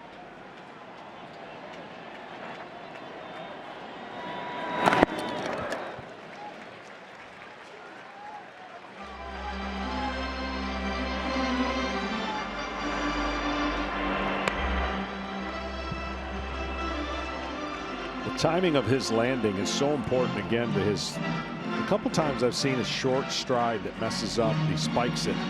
You see his feet kind of kicking the dirt when that happens.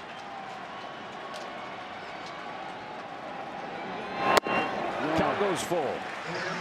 Dodgers making the change in this spot in the order from Pages to Call. Desperate to get some traffic for Shohei Ohtani, who was hit with the bases empty in 18 of his 24 plate appearances in this World Series. 3-2. Call. Chases what would have been ball 4. And Trey Savage has 10 strikeouts.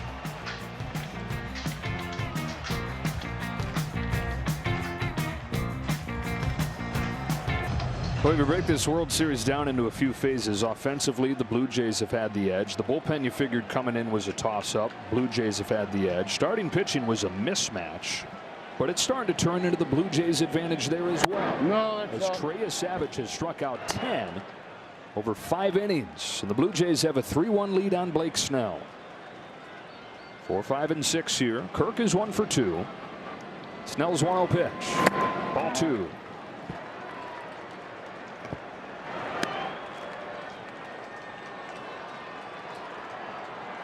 Snell at 80 pitches. He'll take him as far as they can. Minimize exposure to that bullpen. That is one thing Snell has been able to do. Yeah, he got hit right away with those 2 home runs, but remember in game 1 he got hit right away with a 29 pitch first and couldn't get through the 6th. The 6th was when it all unraveled, and the Jays scored 9 runs. 2-2 on Kirk.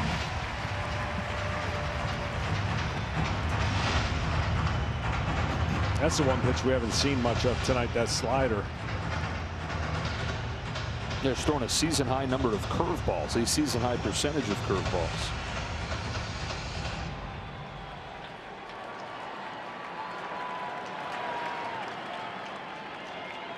Kicks and deals a 2-2. Speeds the fastball inside to run the count full on Kirk.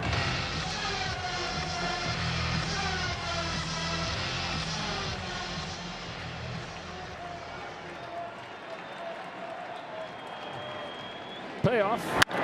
Grounder to third. Stabbed by Muncy. Across the diamond. Freeman steps over the line, makes the play. Rewarding performance is sponsored by Capital One. The series is tied at 2 games apiece. It was the Blue Jays exploding behind that 9-run 6th inning in game 1, only to have Yoshinobu Yamamoto come back with a complete game gem in game 2. And then the thrilling game 3, Freddie Freeman ends it in 18 innings. The Blue Jays have responded all year, but never more impressive than last night. Coming off of that tough loss, they beat Ohtani. They tied this series up. All of Canada smiling. Now they lead game 5 3-1 as Dalton Varsho takes ball 1.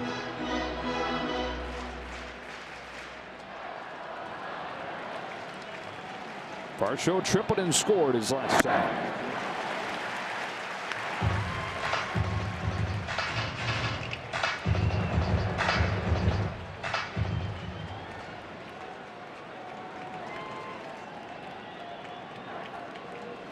Snell's 1-1.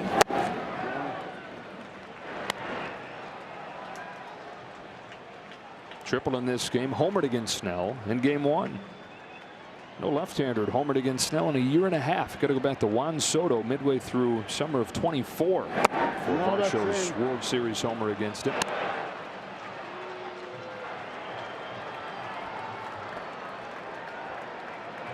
These left-handers are hanging in on him tonight, making it tough.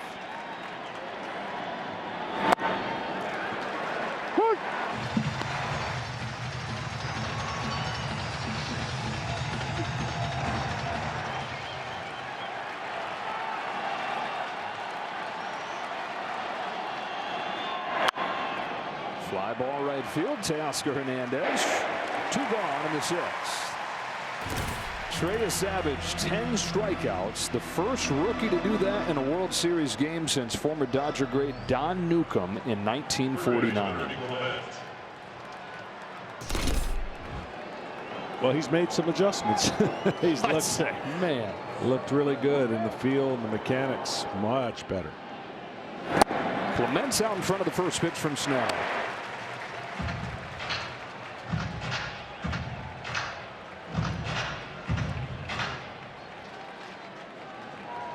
Ground out and a sac fly for Clement.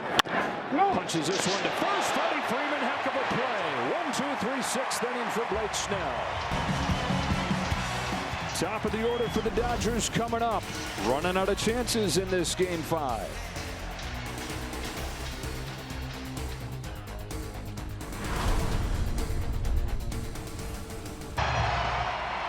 Jays 3, Dodgers 1.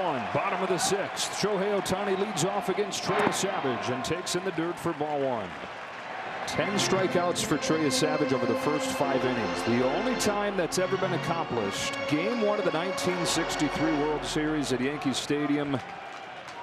And that man right there, Sandy Koufax.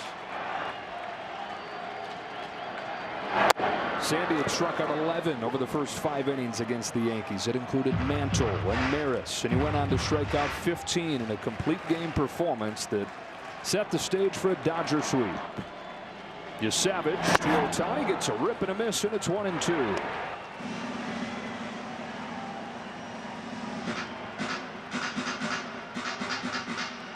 That is the only time the Dodgers clinched a World Series at home out of their 8 World Championships, that 63 team.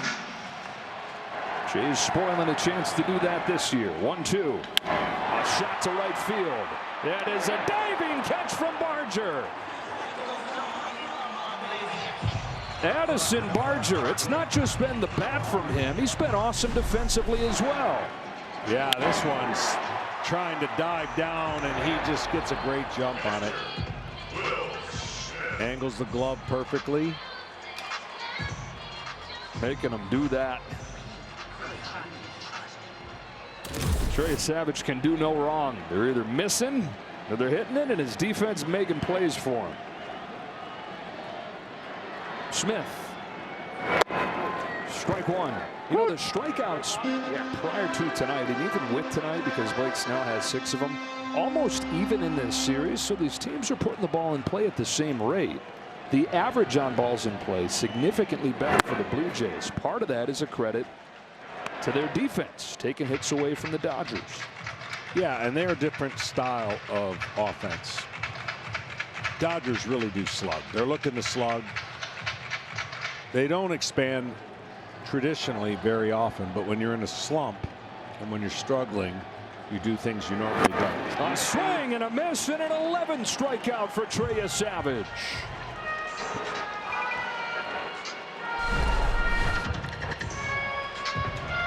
That just bites down, and like I said, you do things like Smith. Smith doesn't swing too often at pitches like that. He has now tied Smokey Joe Wood for the most strikeouts in a World Series game for a pitcher 22 or younger. That was in 1912. Smokey in 1912, Savage in 2025.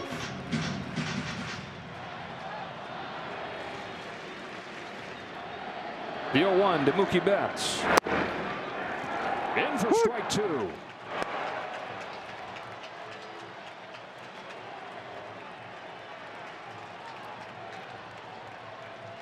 This guy wasn't in the big leagues until a little more than a month ago. Started his season in A-ball.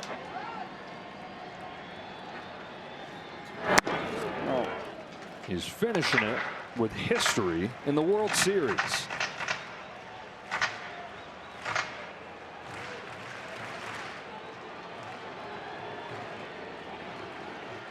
Here's 1-2 to Betts in the dirt. Good.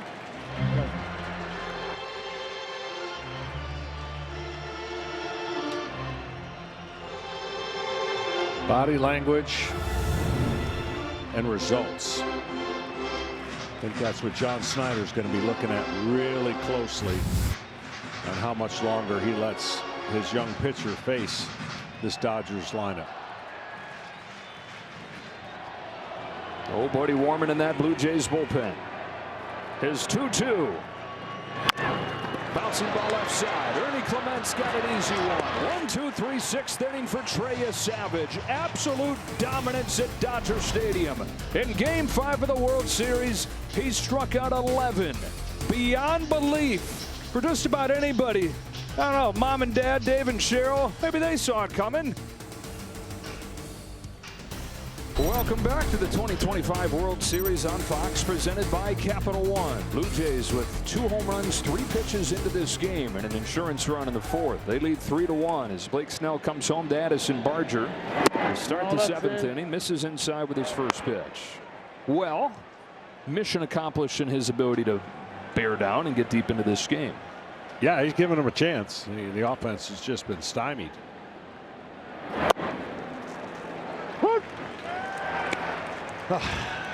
Streak is over. What, you mess up your scorecard? First time in 5 games. Wow, you had a 5-game streak going? Longest one of my career in the postseason. Extra impressive because one of those games is actually 2. Yeah, 2 Good games point. in 1. So give yourself 6. Good point. I got a suggestion for anyone who makes the score sheets moving forward. Just put the name of the team in bold so you don't have to, you fold it in half, you turn it over, but you get confused. Do you? Do you? He's gonna find the seats, and it's 2-2. 3 runs on 5 hits for the Blue Jays, a run on just 2 hits for the Dodgers, and this is now 4 runs over the last 26 innings. Back to the 7th inning of Game 3 when it was 5-5, and it looked like the offense had come to life. Not much doing since. 2-2 to Barger. Punches one left side. It's going to find its way into left field. Muncy was over towards the hole, and Barger snuck it by him for a leadoff single. He has reached base all 3 times in this Game 5. If tonight's game ends in a walk-off, Capital One will donate an additional $10,000 to the Jackie Robinson Foundation as part of the Capital One walk-off program. To date, Capital One has donated more than $1 million to the foundation to support its programs and initiatives. Jays fans are saying we'll put together $10,000 together so we don't have to have Capital One do that on a walk-off. So that would mean a Dodger win in this 5th game. Leadoff man aboard. Counter from left for the ball. 1 ball, no strikes.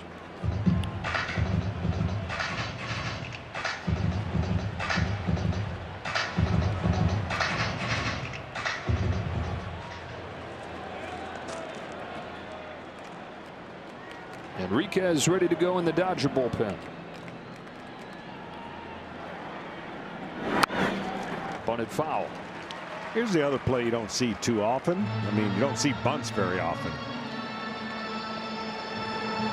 But in a bunting situation, and the pitcher knows it, the infielders know it, starting the runner and bunting at the same time. It's not technically a hit and run. It'd be bunt and run, and you're guaranteed to get the runner to second unless the ball's in the dirt.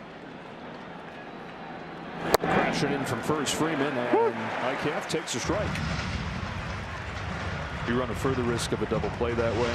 A little pop up. You do, but you do it only with the guy that you know is a great bunter of the ball and a pitcher that's around the strike zone.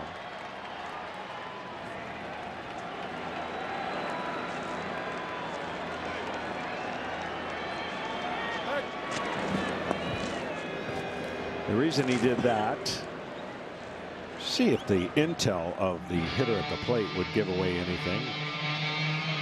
I doubt he'll be bunting here with 2 strikes. Still looking for his first hit of the World Series. Connor Falefa 0 for 14. That one gets away, and Barger will get second anyways.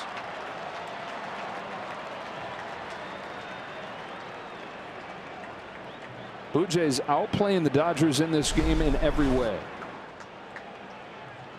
Again, it's a game of advanced thinking. If this happens, this is what I do. Anticipating, reading, reacting. And that was such a tough block for Smith. He didn't know where the ball was, and easy advance to second. Now a 2-2 pitch. Connor Falefa takes in the dirt, and it's gone to 3-2 on a guy that is hitless in this World Series.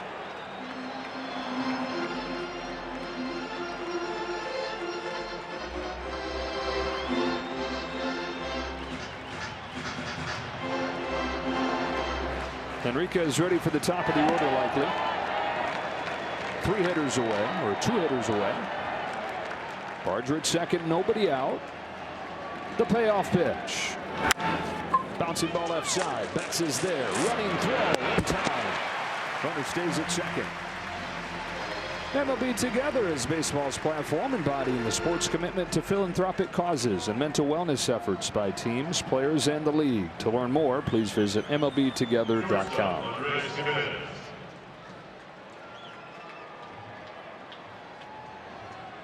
Unhappy faces here at Dodger Stadium.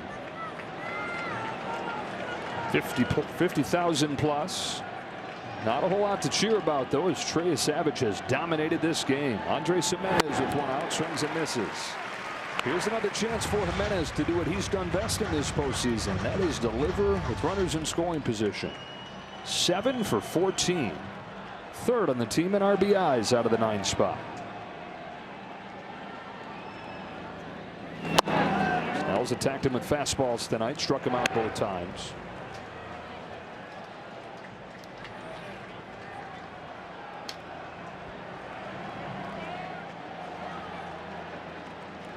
Here, this is his last hitter. Schneider on deck.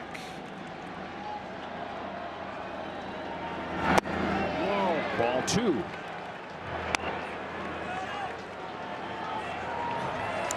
You're wondering what Blake Snell does every once in a while, reaching in the back pocket. It gives him information on counts, tendencies, all that gathered from 162 games based on the batter.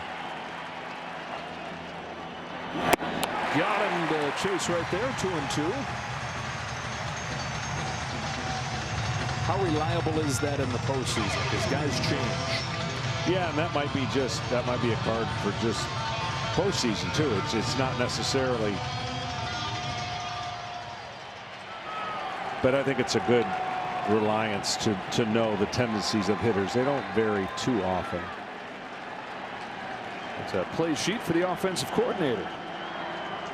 The 2-2 pitch. Bouncing ball first, but foul.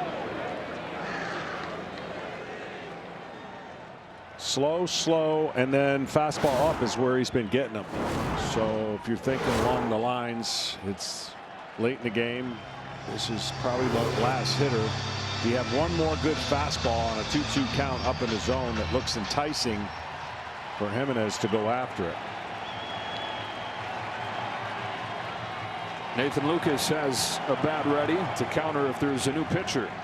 2-2. There's a fastball. Throw back to second. Hits the runner. I know Betts did catch it. I don't like that by Will Smith right there, because now all you're doing is you're possibly taking a strike away on a 2-2 pitch with the chance of picking off a guy at second. I don't know if it's worth the risk. So 3 balls and 2 strikes on the 9-hitter. Popped out of his hand, and his 4th walk of the game will set it up for the top of the order and likely end his night. No, Mark Pryor instead. Yeah, that's to buy a little time. I don't know if they would rather face Lucas here. Yeah, so I guess the question is Snell against Schneider or Enriquez against Lucas. Right, and I think that's going to be just a pulse check right now and see where he's at and understand that Lucas will come into the game if they take him out. Let's get a quick word from Google Cloud. Does a little hop bring a little luck? Catch the game like never before with AI from Google Cloud. Boy, you sure would love a double play here with Vladimir Guerrero Jr. waiting on deck. Yeah, that likely will happen on a changeup away if he gets into a situation to utilize. The aggressiveness of Schneider was no more evident than the first pitch of the game. Solo home run. Strikeout and a walk since then. 2 on with 1 out in the 7th. Jays by 2. Started him with a change. Strike 1.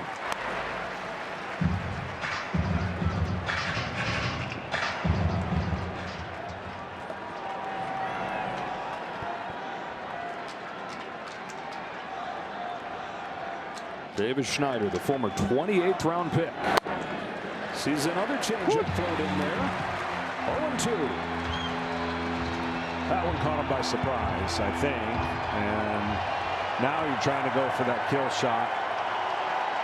Got a couple pitches to maybe either swing over the top of a breaking ball that starts up or go 3 in a row change-ups and just make this one way off the plate. You know the hitter's got to be thinking, he can't throw 3 in a row, can he?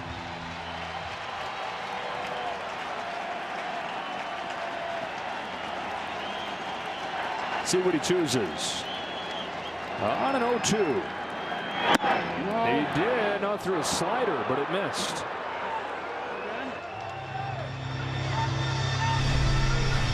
The thought here is you're going to see him swing over the top of a slider. He could get on his tippy toes trying to get that call.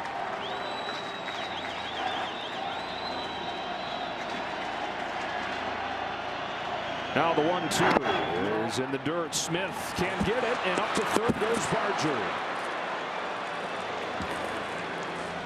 And Barger has been on it. Anticipating the ball in the dirt. When he sees it, he's gone. You can see that ball just kicks way away from Smith. So he singles to open the inning. Takes second on a wild pitch. Takes third on a wild pitch.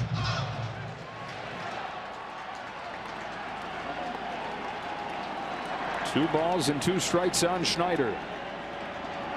Snell comes home from 0-2 to 3-2. With Vlad Jr. looming on deck. Now, who would have thought you lose George Springer, you come back to win game 4, and then in game 5 it's the guy that slides up into the leadoff spot in his place that starts it with a home run and now tries to squeeze the last drop out of Blake Snell. Most pitches he's thrown in 3 years. The 116th. A 3-2 to Davis Schneider.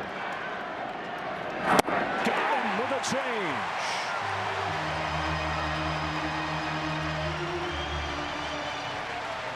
And that will be the end of the line for Blake Snell. Dave Roberts will go down to his young flamethrowing righty Henriquez as Snell finishes off his night with his 7th K. The Blue Jays with a 2-run lead. And runners at first and third looking for insurance and looking for a 3-2 World Series lead.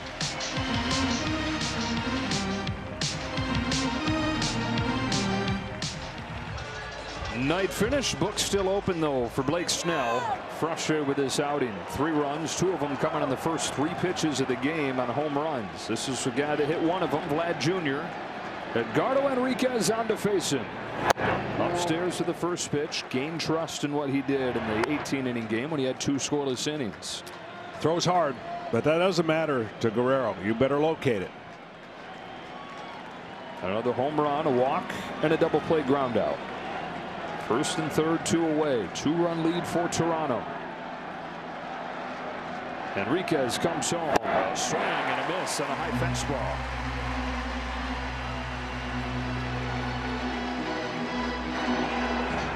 Enriquez only 23.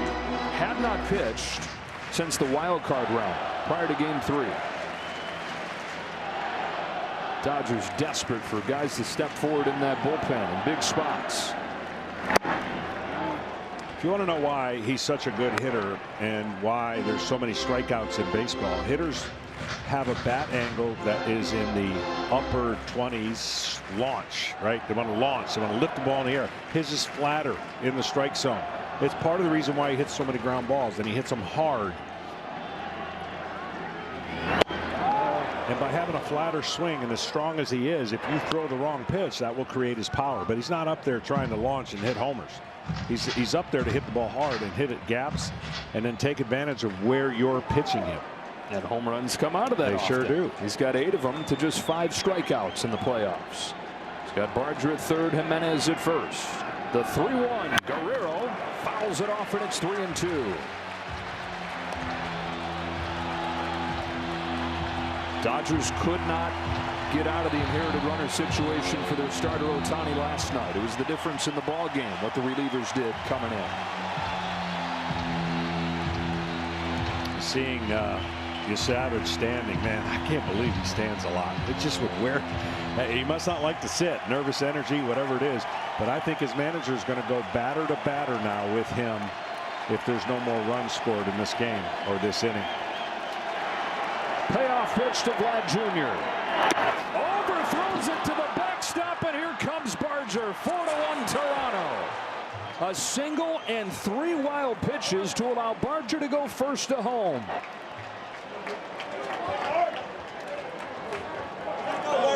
Where the fuck you going, baby? Where you going?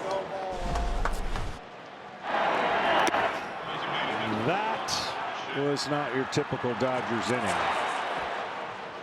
But the fear of making a great pitch to a great hitter, and the feeling that a manager has when he watches a runner go first, second, third, home without a hit.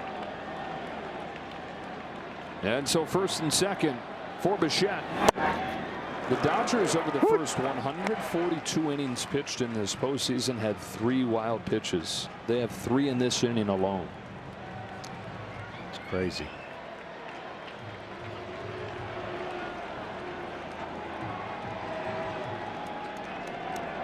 Oh, 1 to Bichette. Trying to make it really hurt. They ruled that, by the way, a pass ball, but same idea. That? Yeah. Was a pass ball? Either way, it's a run. And the Blue Jays have the insurance with a pitcher on the mound who looks unhittable. I want to see the replay of that. We're going to get that for you. Ball 2. Will Smith says, calm down. Oh, there's no way. 101 in the other batter's box. There is no way. When you're set up for a pitch where he was set up to get 101, you keep it as wild. You keep it as a wild pitch. I'm good. Oh, I'm sticking to my guns because I wrote it in pen.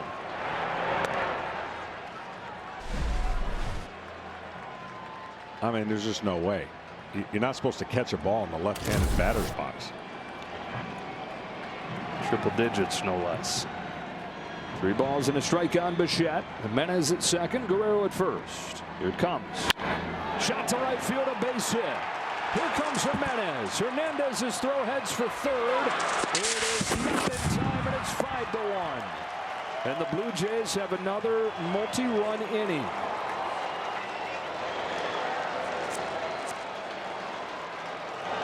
And for the second night in a row, a Dodger reliever comes in, and the 2 inherited runners both come in. RBI king for the Toronto Blue Jays.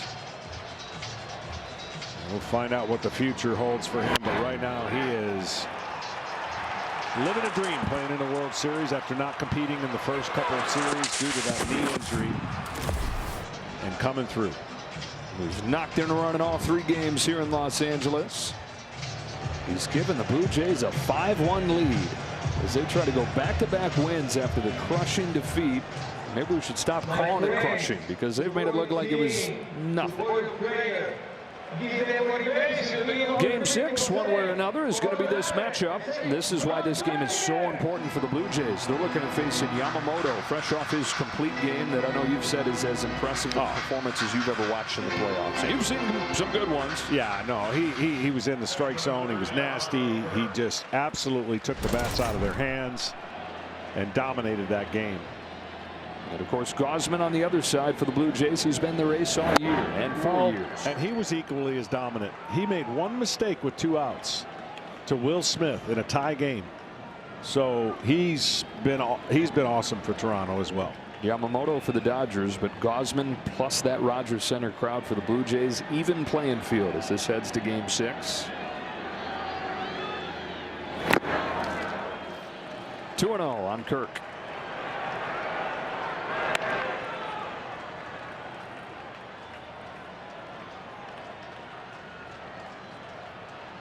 The one thing about this inning, and it may knock out Savage because of the delay, right? Plus they got a couple runs, but that delay in this late in the game really impacts a pitcher when you're running out of gas a little bit, and he doesn't have exactly experience of 200+ innings. We'll see what they choose to do when this inning comes to the bottom half. Anthony Bond is ready for the Dodgers as this has gone to 3-0 on Kirk. Enriquez looking for his first out. Not going to find it here. And not going to get a chance to find it again. Left-handed batting Dalton Varsho's coming to the plate. Anthony Bonda's coming in. The Jays have scored twice more here in the 7th. They lead it 5-1.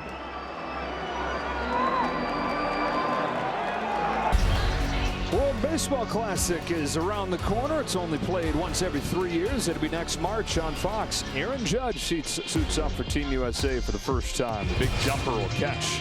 Bobby Witt Jr. part of that as well. Dalton Varsho to the plate here in Game 5 of the World Series. A 5-1 lead for the Toronto Blue Jays as Edgardo Enriquez is the latest to come in and let inherited runners come in to score. This is a bases loaded situation that Anthony Bonda inherits. Out of the 3 times we've seen this situation in the World Series, 8 of the 9 runs have come in. Inherited, bases loaded for a reliever. A strike 1 on Varsho. Bonda was one of the guys that struggled out of the pen last night. Couldn't hang on to things for Shohei Ohtani. There was the concern coming into the postseason for the Dodgers, covered up by how good the starting pitching was the first few rounds. But then busted open as the Blue Jays have been a tougher test on the starters.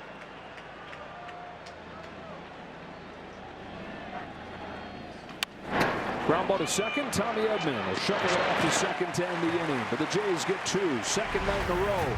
They put up a crooked number in the 7th. 2 wild pitches. No, we're sticking with 3. 3 wild pitches allow Barger to go all the way around. Blake Snell's finished. The Dodgers down 5-1 to the last of the 7th.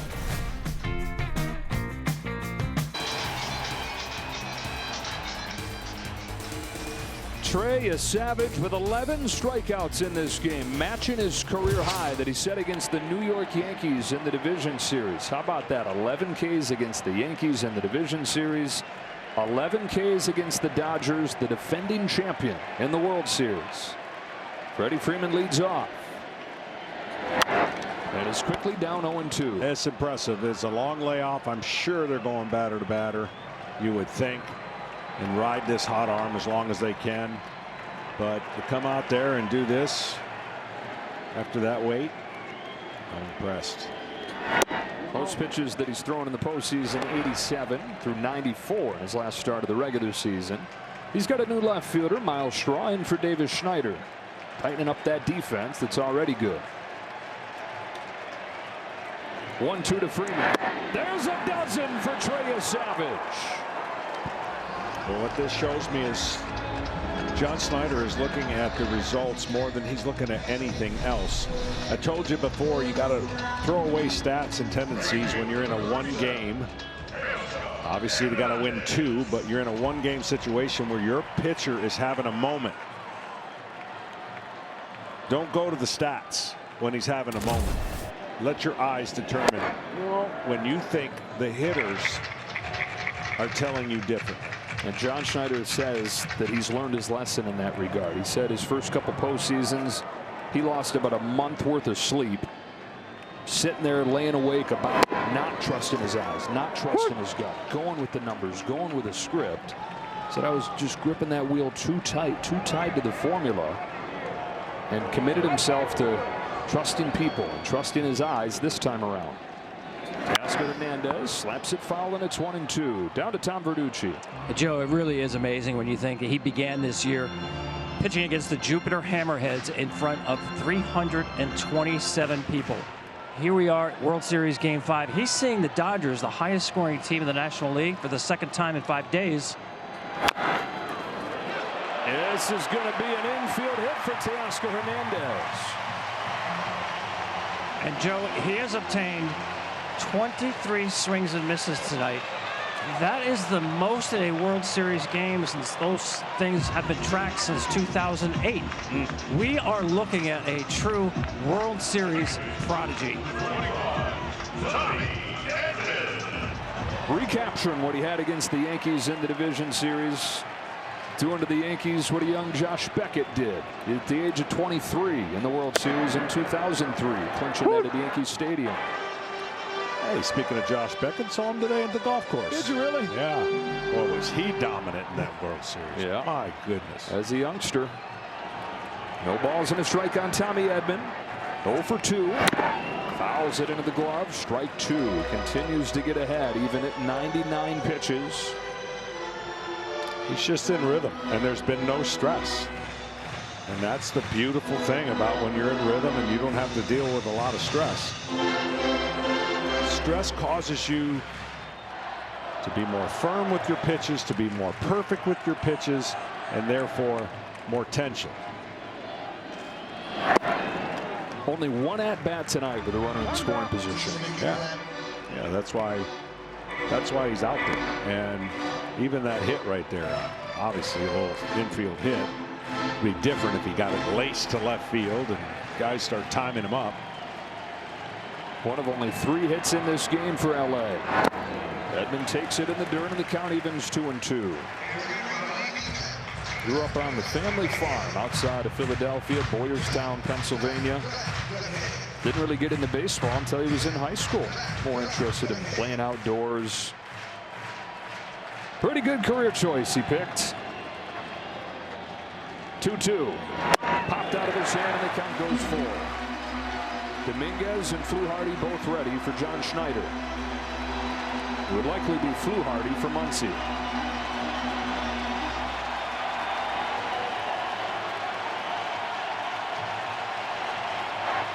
Payoff.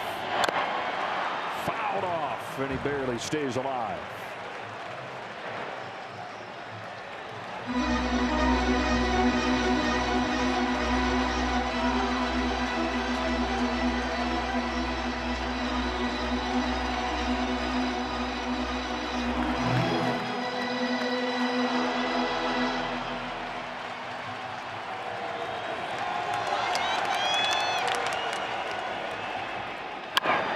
Chopper to third, Clement to second, over to first, double play! A World Series masterpiece from 22-year-old Trey Yesavage.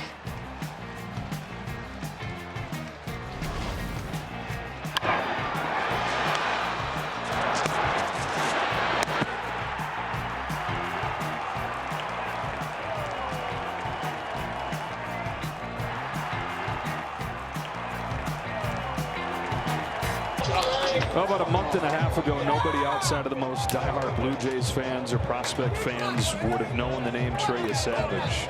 Everybody going to know him now. 12 strikeouts in Game 5 of the World Series, and he holds the defending champions to just a run over 7 innings.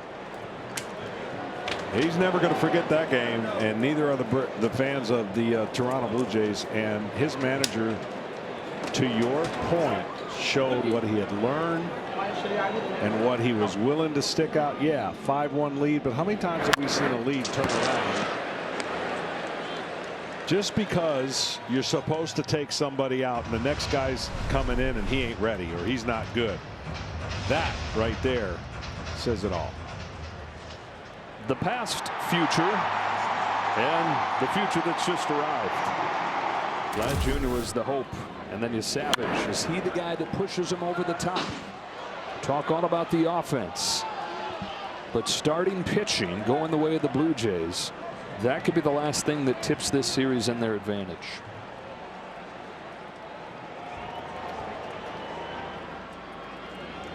Bonded to Ernie Clement with an 0-2 and a line drive base hit to center field. I want you to see what the Toronto Blue Jays had done against left-handed pitching. And they didn't see any against Seattle as the starters, but they took on the New York Yankees, and now they've seen Blake Snell twice. It's pretty impressive. If the score holds, they'll go to 7-1 in the 8 games against left-handed starters in these playoffs. 19 runs.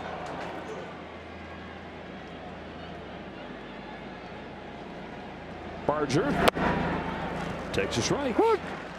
You're talking about Snell twice. You're talking about Max Fried, Carlos Rodon.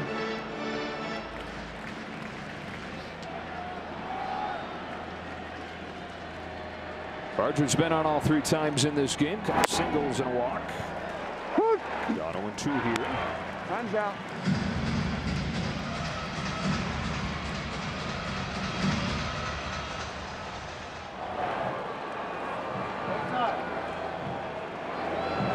#1 in the majors in batting average on the year, #1 in on base.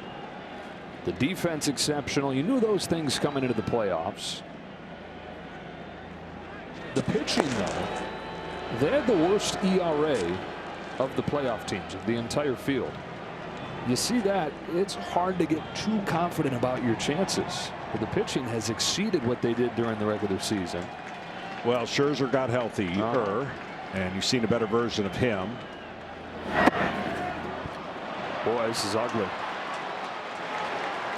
Bassett got healthier. He's been unscored upon in this World Series. And so all of a sudden you start thinking, and you got Shane Bieber doing what he did. This is it's still an uphill task for both teams, because both teams, if they get tremendous starting pitching, can shut down the other team. And we're talking about Yamamoto in Game 6 and Gausman. Chopper to second. That'll advance Clement to third. Bard with the first out. Trey Savage. 11 strikeouts against the Yankees. Game 2 of the division series. Does it again here. First rookie with 2 10 strikeout games in a single postseason ever.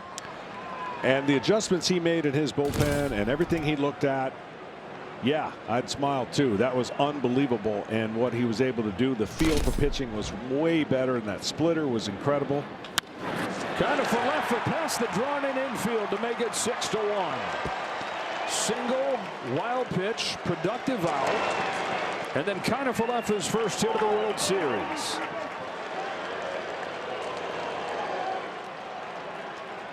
It was Game 5 last year where the Dodgers hoisted the trophy, took advantage of the Yankees' defensive lapses. It's Game 5 of the World Series this year where their own mistakes helped the Blue Jays pile on.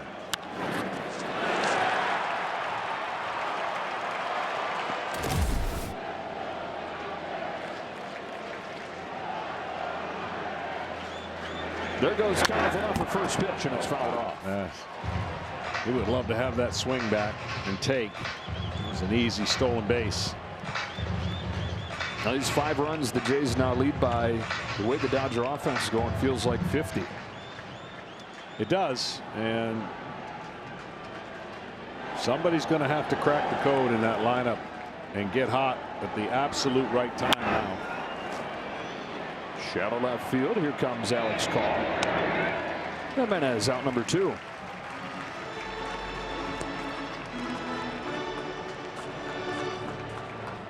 Miles Straw heads up there for his first at bat, having come on defensively last inning. You can wear the gear that makes champions. Check out the largest selection of authentic jerseys, caps, t-shirts, and more.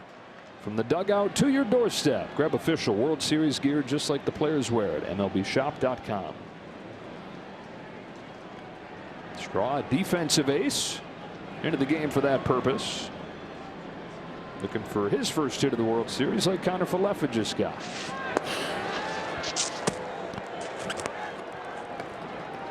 Former Astro, former Guardian, and now to the Blue Jays. Miles Straw out of St. John's River Community College. Junior college walk-on once upon a time.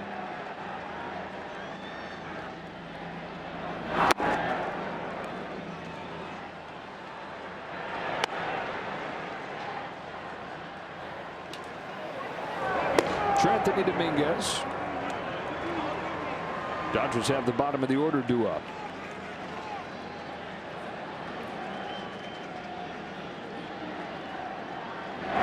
No. 2-0. Well, really, in each game in this series, what the bullpens do will lead you to the answer who wins the games. Game 1, Toronto's pen gave up just 2. The Dodger pen gave up 6. Blue Jays won that one. Dodgers were able to stay away from the bullpen altogether in Game 2 with a complete game, and then had the performance of the year for their pen in Game 3 with the 11 straight scoreless innings. Last night, Jays pen had the edge. Fluharty got out of a jam that Bonda and Treinen couldn't. And tonight, the Dodger pen letting the inherited runners score, and another one right here. Kind of Falefa has stolen second. Well, to your point, I mean, the Blue Jays lead by 5, right? And the Dodgers have scored 4 total runs in their last 27 innings. That tells you all you need to know about an offense that has been pretty dormant and inconsistent. It'll have time to wake up, because all they'll have to do if they don't come back here is win 1 game. And then win 1 more game. But you'll hear that a lot from players and managers. All we got to do is win 1 game. And not worry about the other one until you do. Found themselves in the same position the Blue Jays found themselves in the championship series, although they'll be on the road. Well, the Jays took the 3-2 deficit home to Toronto and beat Seattle to get to the World Series for the first time in more than 3 decades. 3-2 on Miles Straw. Here comes Bonda. Right side of the infield, Freddie Freeman. Inning over, but the Jays get another right from the start tonight. They've been smiling. Davis Schneider led off the game with a home run. They've tacked on 5 more and lead game 5 by that many.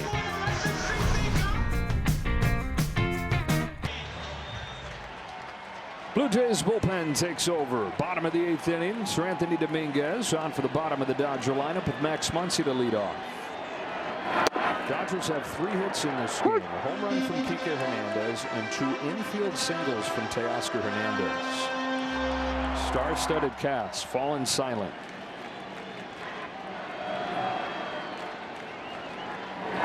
We came into this World Series talking about the Dodgers figuring it out down the stretch, that for a lot of this year it wasn't pretty.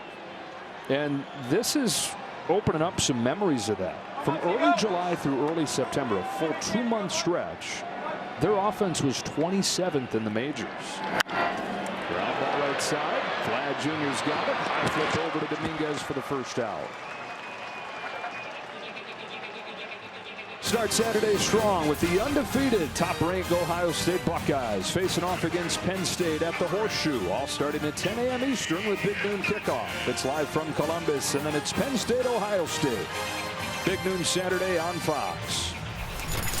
And part of Big Noon, Matt Leinart, diehard Dodger fan. And that guy next to him. One away for Kike Hernandez. Gave the Dodgers their only run in this game. His home run back in the 3rd. Well, I know it's the last thing on his mind, but it looks like Clayton Kershaw's last appearance at Dodger Stadium will be the one that he came in with the bases loaded. Being that this is it for him doesn't mean he won't pitch or could not pitch in Toronto, but it appears that he will end his career, unbelievable career, and his last outing will be in relief with the bases loaded. We got that guy right there, Nathan Lucas, who will be able to tell his own grandkids that, hey, you're the last guy Clayton Kershaw faced was your grandpa. 2 gone in the 8th. Hall of Fame career by every measure. Yeah, a chance that this is how it finishes. Symmetry with Sandy Koufax throughout his career. Right from the beginning, this highly touted young left-hander that arrives in Dodger blue. And he'll cap it with symmetry with Koufax as well, who ended his own career in the World Series. That's so beautiful that Sandy is here to see it all. It's amazing. I mean, he embodies what this organization is. No. It's like when he talks, everything stops. People just they lean in. They want to hear what he's got to say. Very low key, not in the public.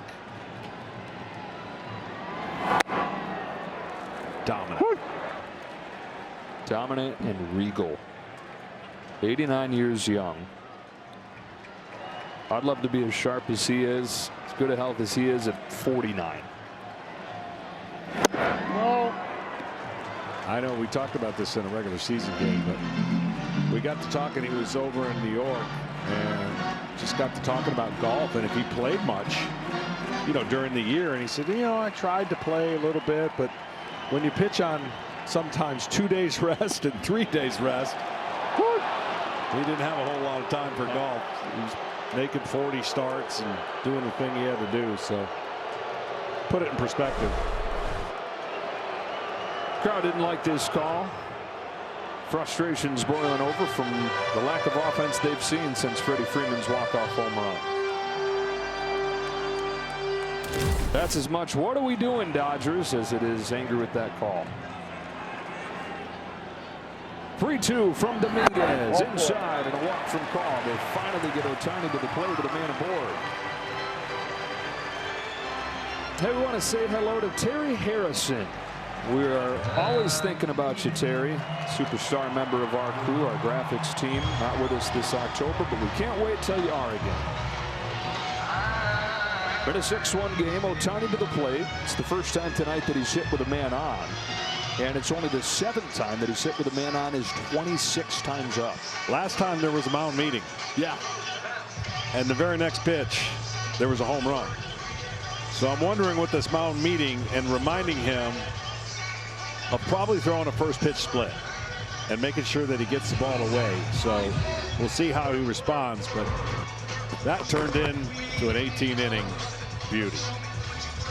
If you were trying to figure out what the mound visit was last time based on what he did, then the message would have been put the ball as middle as you can and see how far you can hit it. Because it was right on a tee the very first pitch.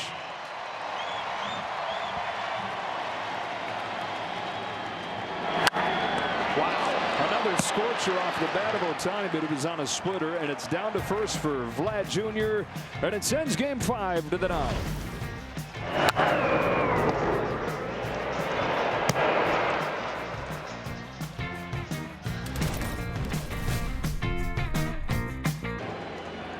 Vladimir Guerrero Jr. starts the top of the 9th for the Blue Jays. They lead this one 6-1. Blake Treinen misses away with his first pitch. Treinen's 3rd appearance in this World Series. Jays hitters are 5 for 7 against him. For Guerrero, a home run and 2 walks today, continuing his marvelous postseason.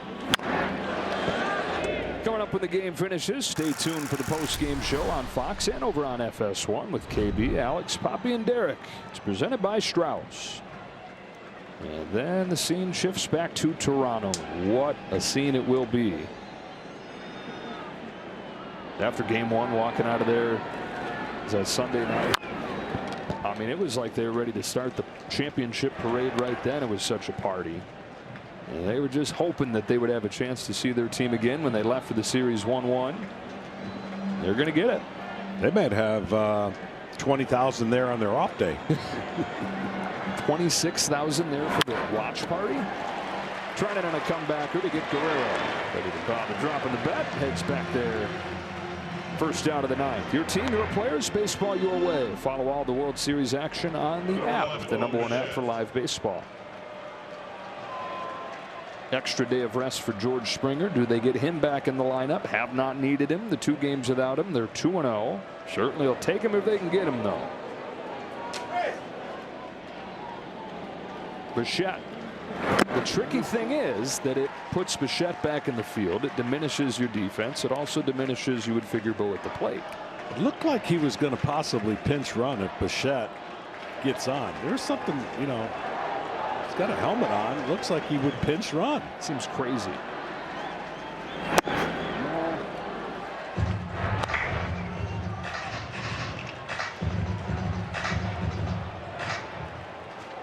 Wow. Well, for one, I know Bo's knee, but yeah, got other guys.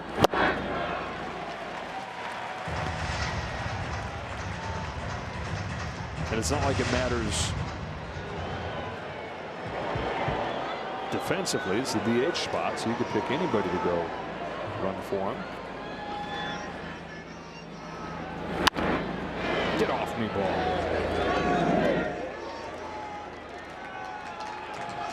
Checking with Kenny. Talking to John Schneider before the game, his sense was that George Springer, if he entered this game tonight one way or the other, it wasn't going to get worse, the injury.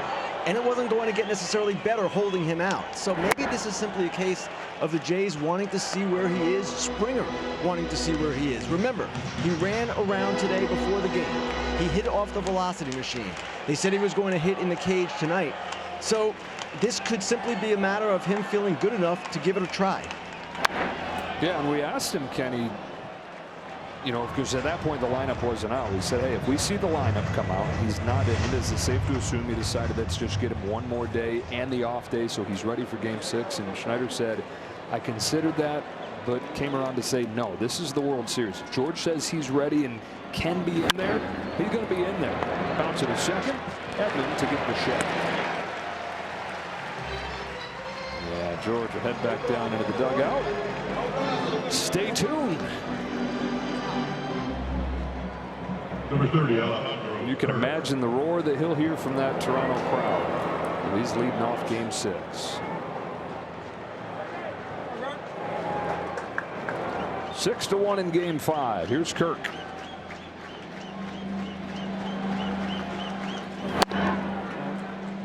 Oh, wow.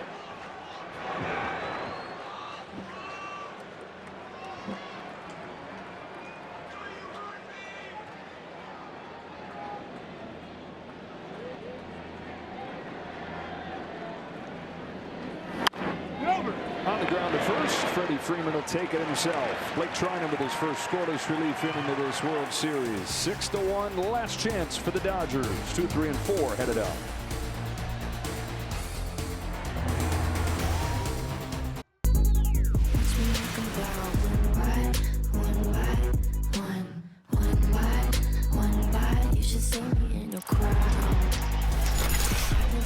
Toronto 6, Los Angeles 1 to the last of the 9th inning here at Dodger Stadium. Jays on the verge of a 3-2 series lead. And man, if you had seen this coming back this spring, you'd be sitting pretty right now. Dodgers were the favorites. By midsummer, people thought Blue Jays, okay, maybe there's something there. By the start of September, odds getting better. Today, this is coming into the day right there. It's really hard to do what the Dodgers are trying to do. No team in the National League has won it all back-to-back seasons since the Big Red Machine in the 1970s. No team at all has done it since the Yankees, 98 through 2000. Jeff Hoffman. John Schneider not taking any chances here with a 5-run lead. His closer's in. 2, 3, and 4 coming up. Ball one on Will Smith.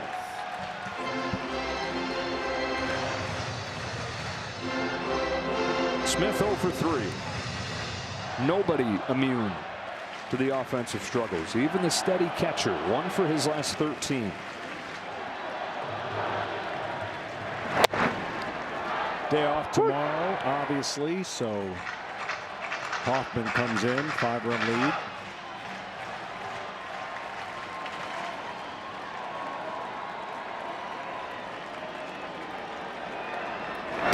Well, 2 balls, 1 strike.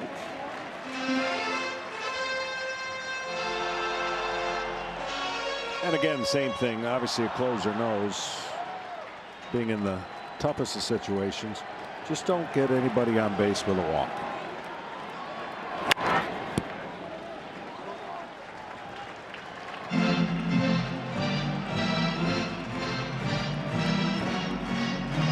Two and 2 on Smith.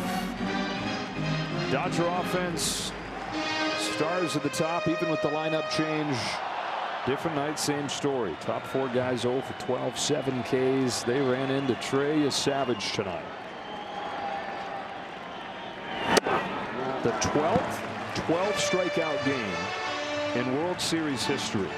The first one since Orlando El Duque Hernandez did it for the Yankees against the Mets in 2000. He lost that game.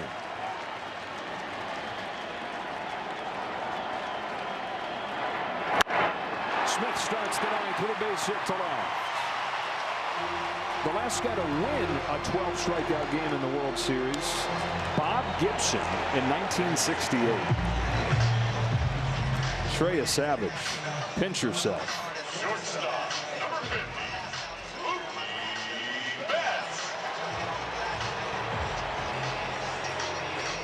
Betts 0 for 3 and 3 for 22 in the World Series.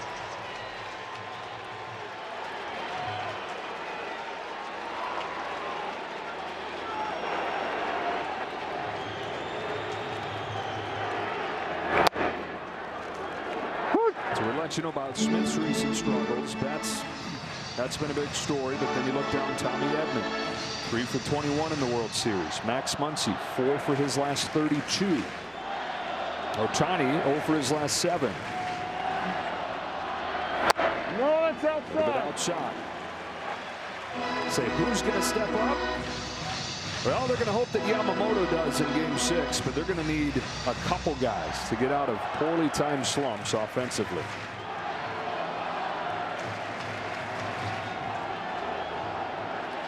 One to Betts. Check foul. And as good as Yamamoto is, it's not like Kevin Gausman is a pushover. 255 in this postseason. Retired 17 in a row before he ran into trouble late in Game 2. 6 2/3, 3 runs allowed in defeat.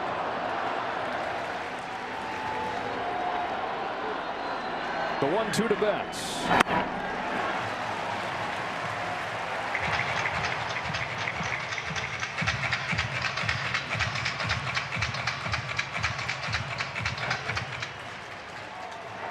Yeah, it's safe to say that if that stat we just showed, 1 through 4, doesn't change dramatically, Dodgers will not repeat.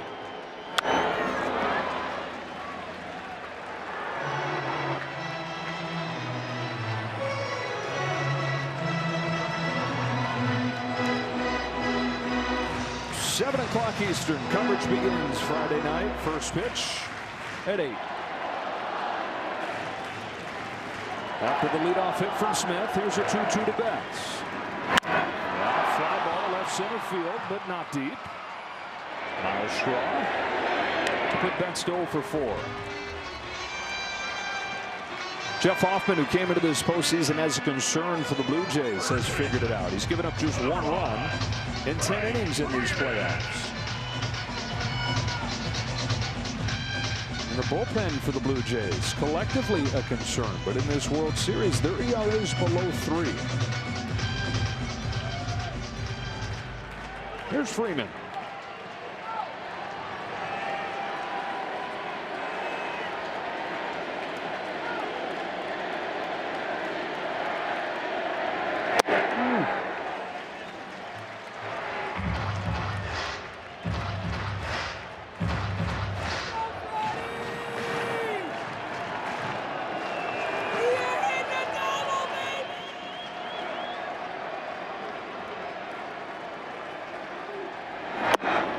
Came into this World Series talking about the opposite paths these teams took through the championship series. Dodgers sweeping, Jays having to play 7 games.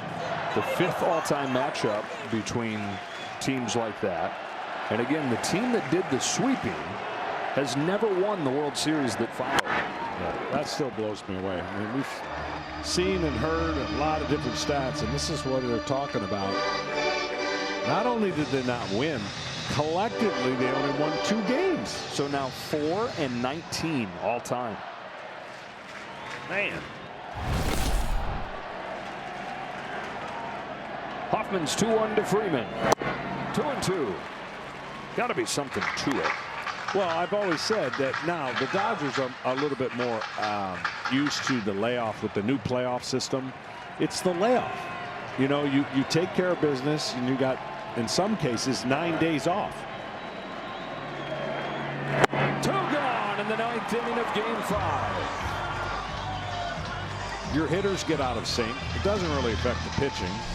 I would love to know. We won't have time for it now. Maybe we'll show you in Toronto. I'd love to know what those team batting averages were in the World Series on the teams that did not win after sweeping. 2 days, and we will have that. Tune in Game 6 in Toronto. Is that a tease? If I've ever heard one. Here's Teoscar Hernandez. Got 2 infield singles in this game. 2 of the 4 hits for LA.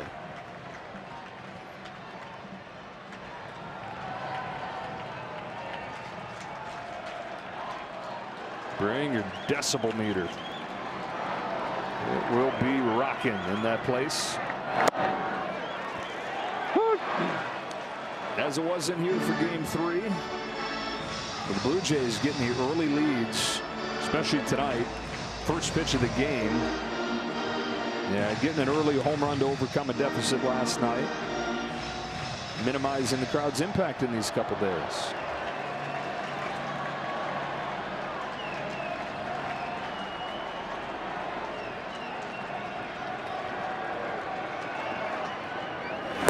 No, just missed.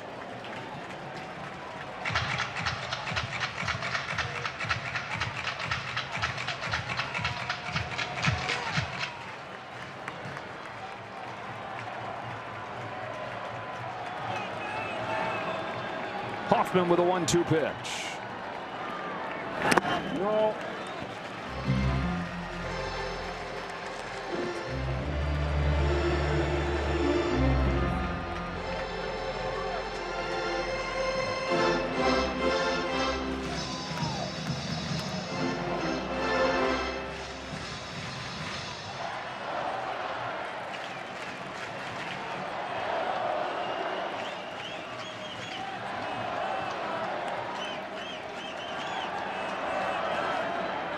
And the Blue Jays are headed home, one win from a championship. And it was a child who led them tonight. 22-year-old Trey Savage. 12 strikeouts. Only the 12th time in World Series history somebody's done that. And he's right there with Bob Gibson. 12+ strikeouts and a win in a World Series game. The Jays are one win away from their first title in 32 years. Pretty amazing. I know this crowd's kind of stunned here, and those who have tuned in to watch the Toronto Blue Jays, you've learned a lot about their team, their moxie, and the way they play baseball. What a response. After they lose game 3, they lose their leadoff hitter. They handled the Dodgers back-to-back nights after that. Yeah, I thought the loss that the team couldn't afford after 18 was going to be the Toronto Blue Jays. I thought the Dodgers could sustain it better based on their pitching. Well, what we've come to find out, that's the opposite of what actually happened. And so it's back to Canada for Game 6 on Friday night, and the Dodgers put their hopes in Yoshinobu Yamamoto. Coming off a complete game in Game 2. Been one of the best pitchers in baseball all season. And he'll try to force a Game 7 where it will be all pitchers involved. All hands on deck. Down to Ken Rosenthal. Thanks, Joe. Trey, 12 strikeouts. That's the most ever by a rookie in a World Series game. How did you do it? What made you so successful tonight? Just my belief, believing in myself, believing in my defense, believing in Kirky behind the plate, and believing in God that he'd look over me today. Game 1 was good, but more of a struggle. What did you work on between starts? What did you tell yourself going into tonight's game? Just need to get in the strike zone. When 3 of my pitches are in the strike zone, even 2 like part of tonight, I mean, I'm in control. So just getting in the strike zone and getting ahead. You started the season in the Florida State League in A-ball. You have brought the Blue Jays to within 1 game of their first World Series title since 1993. Your parents have followed you every step of the way. What will you tell them when you see them tonight? I'm just going to tell them that I love them and safe travels back to Pennsylvania, and I'll see them on Friday. Trey, thanks a lot. Congratulations. Thank you. Joe, back to you. And John Schneider said one of the first things he appreciated about Trey was seeing how close he was with his family and his Major League debut that was in Tampa Bay in a minor league stadium. The parents sat right behind the dugout. It was quaint. It was anything but tonight in front of 55,000 in Los Angeles. And with the eyes of a nation on him, he delivers an all-time World Series performance. They're headed back to Toronto, 1 win away.